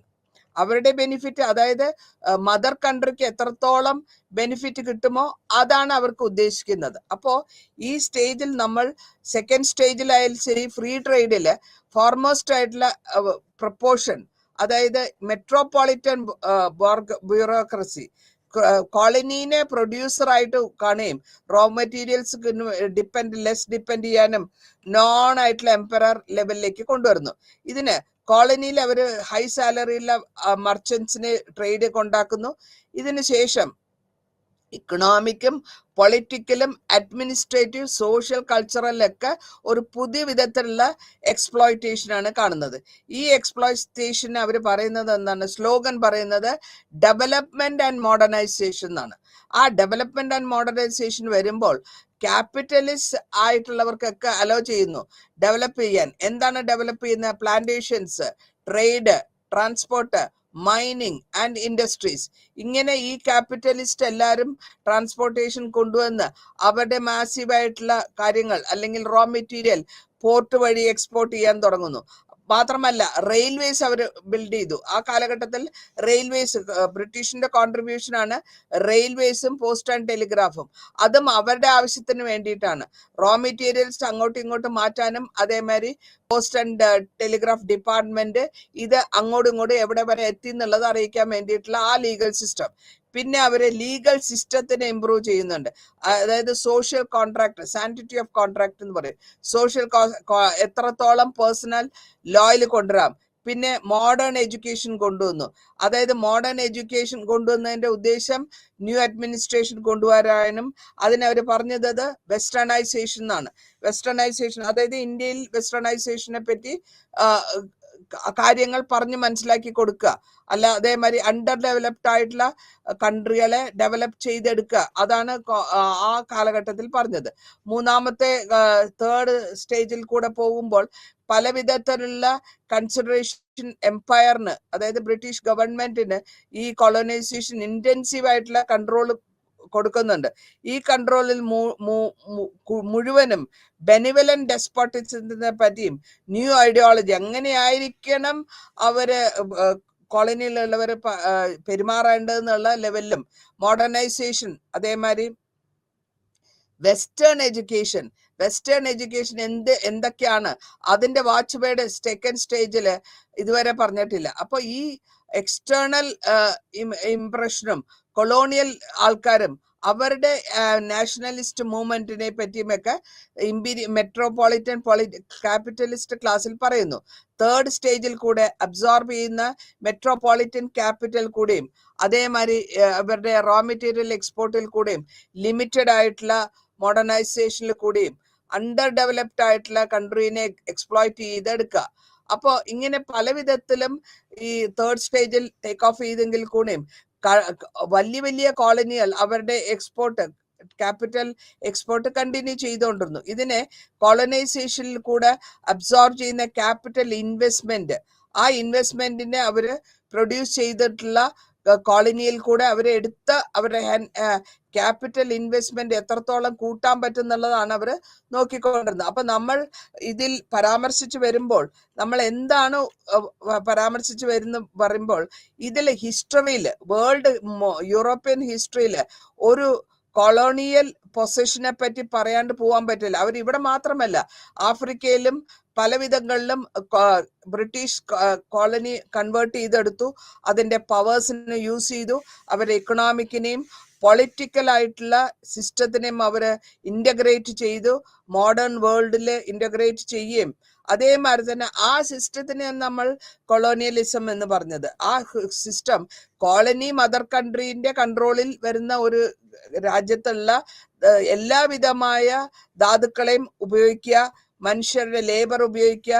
യൂറോപ്പിലെ യൂറോപ്യൻ കൺട്രീസ് എവിടെ പോയിട്ടുണ്ടോ അവിടെയൊക്കെ സർപ്ലസ് ആയിട്ടുള്ള എല്ലാ കോളനിയും ഉണ്ടാക്കുകയും ആ കോളനിയിൽ നിന്ന് മാക്സിമം അവര് എക്സ്പ്ലോയിറ്റ് ചെയ്യും.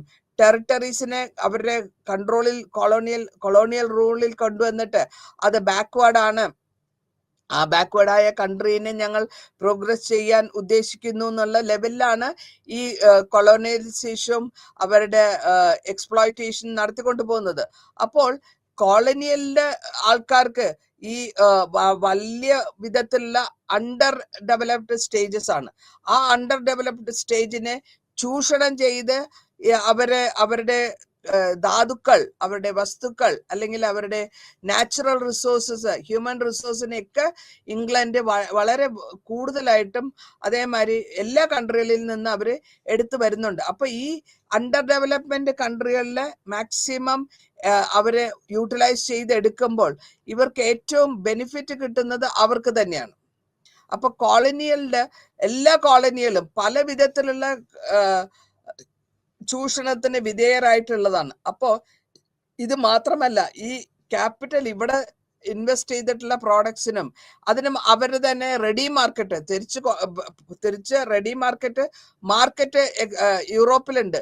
അപ്പോൾ ഇങ്ങനെ ഈ അവരുടെ സ്റ്റേജിൽ കൂടെ അല്ലെങ്കിൽ അവരുടെ ആവശ്യത്തിന് വേണ്ടി നമ്മളുടെ ധാതുക്കൾ ഉപയോഗിക്കുക, അല്ലെങ്കിൽ നമ്മളുടെ വസ്തുക്കൾ ഉപയോഗിക്കുക, അതിന്റെ ഉണ്ടാക്കിയിട്ട് തിരിച്ചു വന്ന് മാർക്കറ്റാക്കി കൊണ്ടുവരിക. അപ്പൊ പല വിധത്തിലുള്ള ഈ എക്സ്പ്ലോയിറ്റേഷൻ നമുക്ക് മനസ്സിലായത് കൊണ്ടാണ് നമ്മളുടെ national leaders, Indian national leaders അവസാന കാലഘട്ടങ്ങളിൽ ഈ എക്സ്പ്ലോയിറ്റേഷൻ വേണ്ട, അല്ലെങ്കിൽ ഇങ്ങനെ ചെയ്യാൻ പാടില്ല എന്ന് അവരോട് എതിർക്കുകയും അവരുടെ ബ്രിട്ടീഷിനോട് ഫൈറ്റ് ചെയ്ത് നമ്മളുടെ സ്വാതന്ത്ര്യം, ഞങ്ങളുടെ സ്വാതന്ത്ര്യത്തിൽ കൂടെ ജീവിക്കാൻ അറിയാം എന്നുള്ള വിധത്തിൽ അവരെ പരാജയപ്പെടുത്തുന്നതും നമ്മളുടെ വളരെ ശാന്തമായ ശീലത്തിൽ കൂടിയുള്ള non violence and Satyagraha system, അതാണ് ഇന്ത്യക്ക് വളരെ ഫേമസ് ആയിട്ടുള്ളത്. ഇന്ത്യയുടെ വെപ്പൺസ്, 2 വെപ്പൺസ് എന്ന് പറയും നമ്മളുടെ. നന്ദി, നമസ്കാരം.